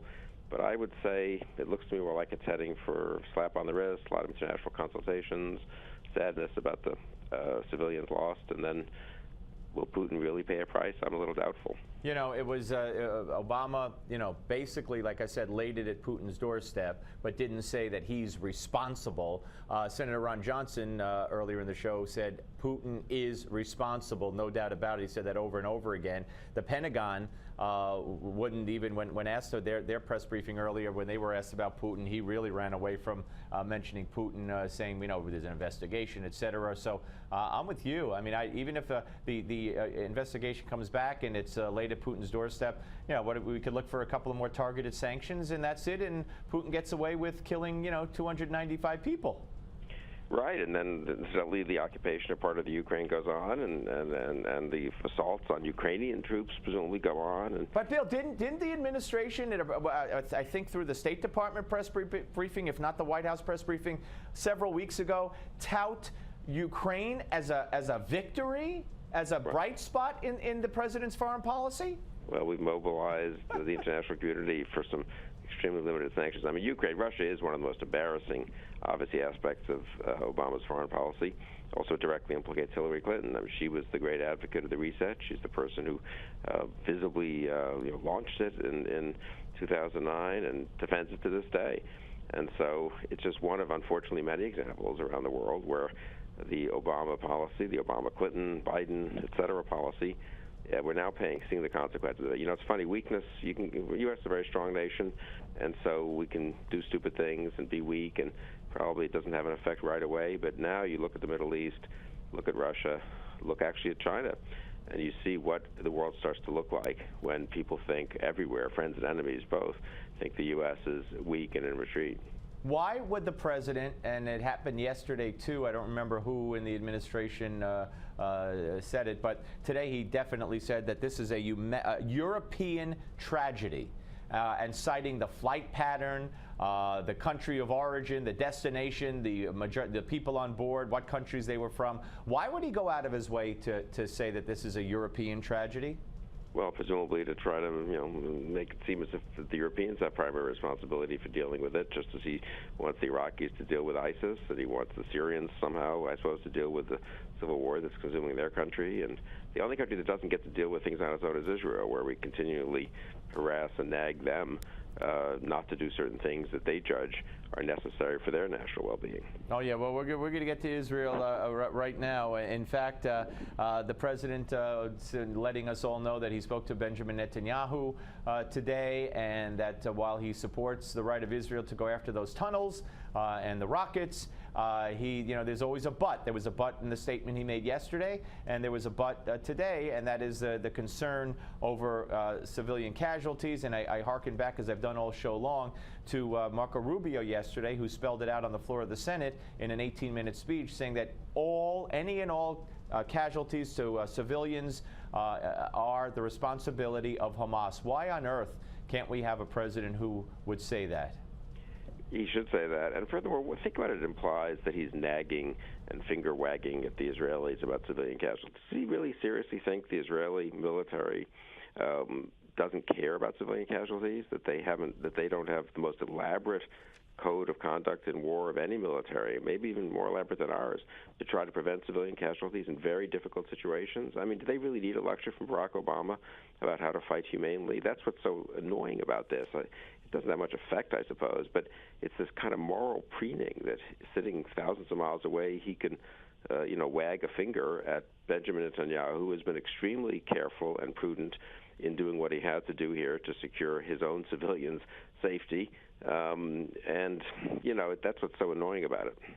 Well, what happens now in the context of Israel? You know, the president also said that he wants a ceasefire declared, the reenactment or reestablishment of the ceasefire that was established in 2012. I mean, for crying out loud, can you imagine, Bill, if it was Israel who said no to the Egyptian ceasefire once, and then on a UN brokered humanitarian timeout broke that as well? What Obama would have gone nuts, and the State Department would have gone nuts. Right, and the ceasefire of 2012 seems to have been consistent with Hamas building up a huge rocket arsenal and building tunnels whose only purpose is to make possible terror attacks on Israel. So that is not a satisfactory status quo ante. Obviously, everyone would like a ceasefire, but first, Israel has to make sure that their civilians are not going to be rocketed for the next few months and that they're not going to be subject to terrorist attacks through tunnels. So this notion that, the faster a ceasefire happens, the better. Of course, everyone would like killing to stop, but why does anyone have any confidence that Hamas will truly obey a ceasefire rather than use it as a pause to rearm and to rebuild the tunnels than before? Now, incidentally, the other thing that the administration has done, this has been a little bit below the radar, but Secretary Kerry, former Secretary of State Hillary Clinton, have both said Qatar could be very helpful. Qatar is not a helpful player in this region. They're very close to Hamas. Egypt, which wants to be helpful, has been getting kind of neglected by the administration. They don't like Egypt much, but Egypt actually has an interest in curbing Hamas and is working closely with the Israelis. That is the appropriate middleman for any deal that would happen. They've done it before. They're obviously the country with the most immediate proximity and the most interest in this. But the administration prefers to deal with this kind of Hamas-friendly government in Qatar. Right, and why don't they like Egypt? Because Egypt, the current regime in Egypt, threw out Hillary's favorite and Obama's favorite Muslim Brotherhood. Yeah, that must be part of it. And the current regime in Egypt has its problems, but I got to say on this issue, they've been pretty helpful and pretty responsive. They have, and last time around it was Mubarak who, if I'm not mistaken, negotiated the ceasefire. Or helped in past conflicts with Israel. But Morsi never would have. Morsi would have been, supplying Hamas with more weapons as we speak if he were in power in Egypt. Yeah, I think actually in 2012, Morsi was gone, wasn't he? Yeah. No, I think he was there, and I think he was helpful. And look, if whoever's helpful is helpful, I don't have an issue with that, but in either case, it was Egypt. That's the point. I meant Mubarak was gone. Mubarak was gone. Yeah. But it's the Egyptian military really has the ability to help here and to shut off access to arms, and so it's kind of crazy to exclude them from the talks. But that's all, and those are the details of diplomacy. But you're right. The bigger picture, I also was struck by this. I mean, on the whole, I'm not that unhappy. I mean, Obama's pretty much stayed out of it, which is good in this case. But the degree to which he feels compelled to sort of give little lectures to Netanyahu and to the Israelis is a little bit offensive, honestly. Well, it's interesting, your two comments. Putin got a slap on the wrist, and Netanyahu keeps getting finger waggings. That's pretty interesting. One more. What did Barack Obama do yesterday? 30 seconds worth of a comment on the plane crash, or the plane downing yesterday, and then continuing with the event as if nothing had happened, and then going on to fundraisers. Hopping a plane and going on to fundraisers. And he's gotten some criticism for this. But I honestly, Bill, I don't think this man cares about what anybody says about him anymore. Apparently not. I guess he likes the fundraisers, or he thinks it'll help the Democrats. 30-something grand a plate to go see Obama last night. Well, he gets to hang out with, the wealthy and the high and mighty of New York, and I guess maybe he enjoys their company more than actually sitting around the Situation Room being president. Someone said to me the other day, who's been in past White Houses, that it just looks like he's bored. He doesn't like being president. It's unpleasant. You got to make tough choices. You got to talk to people on the phone you don't like talking to very much. They don't always do what you want. You go to one of these fundraisers. I've been to them when I was Dan Quayle's chief of staff. It's great. Everyone loves you, Mr. President. They're thrilled to sit next to you. He harkens back to when he was being hailed as, walking on water when he won the nomination. So I guess that's what it's all about. They probably think at these fundraisers he deserves the Nobel Peace Prize. How does that look now? Oh, my gosh. Bill, have a great weekend. Thank you for your time, sir. My pleasure, Steve. Bye-bye. Bill Kristol, ladies and gentlemen. Yeah, remember, he won the Nobel Peace Prize just for being Barack Obama. We're coming back with Give Me 5 on the Steve Malzberg Show.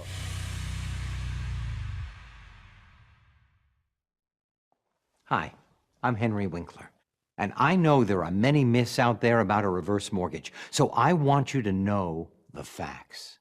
There are currently no credit score or income requirements to qualify. You can get tax-free money from the equity in your home. You can use the money to pay off your current mortgage if you have one. The remaining money can be used for anything. There's no monthly mortgage payments, and you still own your home. Call today to get your free guide and DVD. It explains how a government-insured reverse mortgage works. There's no obligation. One Reverse Mortgage is a Quicken Loans company. Their licensed experts can answer all your questions. Call to find out what a great solution this can be. Don't wait. Call now. Call 800-924-9033 to get your free quote. And when you call now, you'll also get a free lighted magnifier. Call 800-924-9033. Tired of faded bumpers, foggy headlights, weathered, sun-damaged vehicles? You've spent time and money applying product again and again to hide those embarrassing parts on your car, only to have that work fade away. Not anymore. Introducing Wipe New, the world's longest-lasting solution for restoring and protecting your vehicle. And we guarantee it to last for years. Just apply Wipe New once. It's quick and easy to do. Just one swipe and watch your car turn showroom new. I've been a professional auto detailer for 30 years. Now I restore faded plastic rather than just clean it. And I do it in no time at all. I apply Wipe New to bumpers, side panels, even dashes and interior plastic. Simply apply it once and it lasts for years. Wipe New is the most revolutionary car care product that I've used in my entire detailing career. We applied Wipe New to the driver's side of this vehicle. We then sent this car through over 100 powerful car washes. Wipe New never faded or washed away, proving that the results will last for years of real-world environmental exposure. I don't think I've ever seen it, Brando. I got it about 2 years old, and I've never seen it shine like this. And we guarantee it to last for years. Use it on bumpers, decorative outside panels, side view mirrors, even vinyl or leather car seats for a protected showroom new shine. Don't spend a fortune on temporary fixes. Order the revolutionary Wipe New for only $19.99. But wait, order now and we'll double the size. That's enough for 2 cars. There's still more. Order now and get the Pro Detailing Kit with the headlight applicator bonus. Just pay separate shipping and processing. That's right, Wipe New restores your headlights too. Order now and get it all, plus a 2-year guarantee. A $50 value for only $19.99. Order now. To get your Wipe New detailing kit, call 1-800-408-5381. That's 1-800-408-5381. Wipe New comes with a 2-year money-back guarantee, so call 1-800-408-5381 today. Hi, I'm Ben Affleck.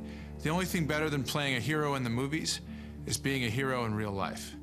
Like the 50,000 veterans who returned from Iraq and Afghanistan with devastating injuries. They are true heroes, and they're why I'm proud to support Paralyzed Veterans of America.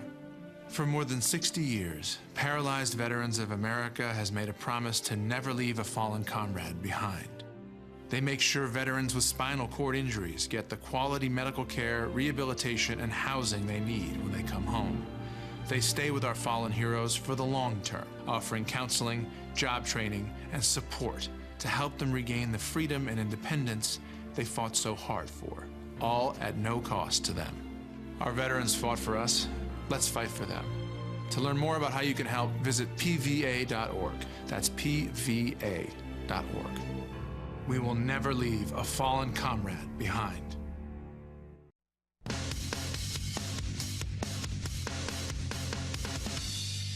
What you said about the health, the Ebola virus. Yeah, this is again the Tea Party and some of the strongest elements out there that don't want to see comprehensive immigration reform, period. All right, folks, I got to tell you, very dangerous game being played right now. Welcome to Gimme 5.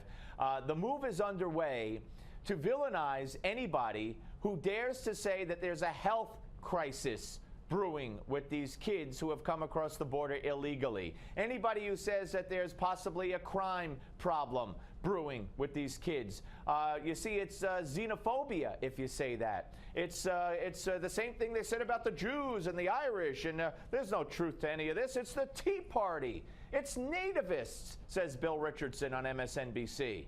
You ready for more? I hope you can take it here. But the argument that they're disease-bringing newcomers, unlawful immigrants who are going to poison the rest of the population, is something it's a narrative that's been long held in American society. As Samuel Kleiner writes in the New Republic, with each wave of immigration, nativists have made public health excuses for keeping out migrants. In the 1830s, cholera was described as an Irish disease. In the late 1800s, tuberculosis was portrayed as a Jewish disease. More than a century later, the overt racism is gone, but the underlying sentiment is the same. Do you think that's true? Oh, come on. And what's he going to say to you? No? Of course he's going to agree with you. And this is, as I said, very dangerous. Again, if you speak out against Obama, you don't like blacks. If you speak out against Hillary, you're sexist. Now, if you speak out against the very real dangers being presented by these kids coming across the border and other illegals when it comes to crime and health, and then you're a xenophobe or a nativist, as they like to identify it, but you know what they're getting at. Very, very smart on their part, but dangerous. More. Now, you know what I don't understand, why don't these individuals that are spreading all this fear-mongering look at the positive side of immigration reform? For instance, skilled immigrants right now, there are real barriers. There are caps on them being able to stay in the United States. These are individuals that are highly skilled in computer and medicine, but they get their green cards. They can't get their visas extended. And that's a main part of the comprehensive immigration bill, actually authored by Republicans in the House, Representative Goodlatte, the chairman of the Judiciary Committee. But no, they focus on the negative, on the fear-mongering, on let's stay nativist, let's have America be pure, when, you know, Alex, we're a nation of immigrants. We're not a nation of immigrants. Again, I'm not an immigrant. Probably he's not an immigrant. I'm sure he's not. Alex isn't an immigrant. Come on, enough with that. We're a nation of immigrants nonsense. That's the fear-mongering. Let's go to more. The problem is that they want to pass that bill. There's some nativists, but they don't want to give the president what he really needs. He needs more funding for immigration judges, for detention centers, for funds to go after these traffickers, for the ability to process the broken immigration system that exists with this humanitarian crisis. So, look, I think possibly the president should get a little more flexibility in dealing with his deportees. I think it probably could be done by executive order, but the Congress has to not give the president just a few pennies to have more border security.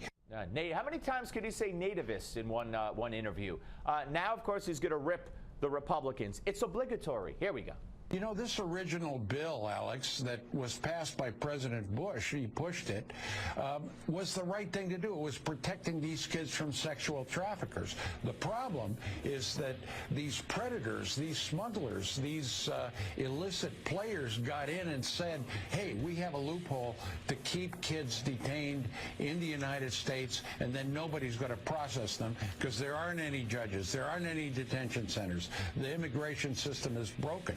So they exploited a situation that today is exacerbated by this 50,000 children in the United States, and no one's doing anything. Okay, and of course reports today that these kids, the majority of them, are going to be able to stay on the Steve Malzberg Show.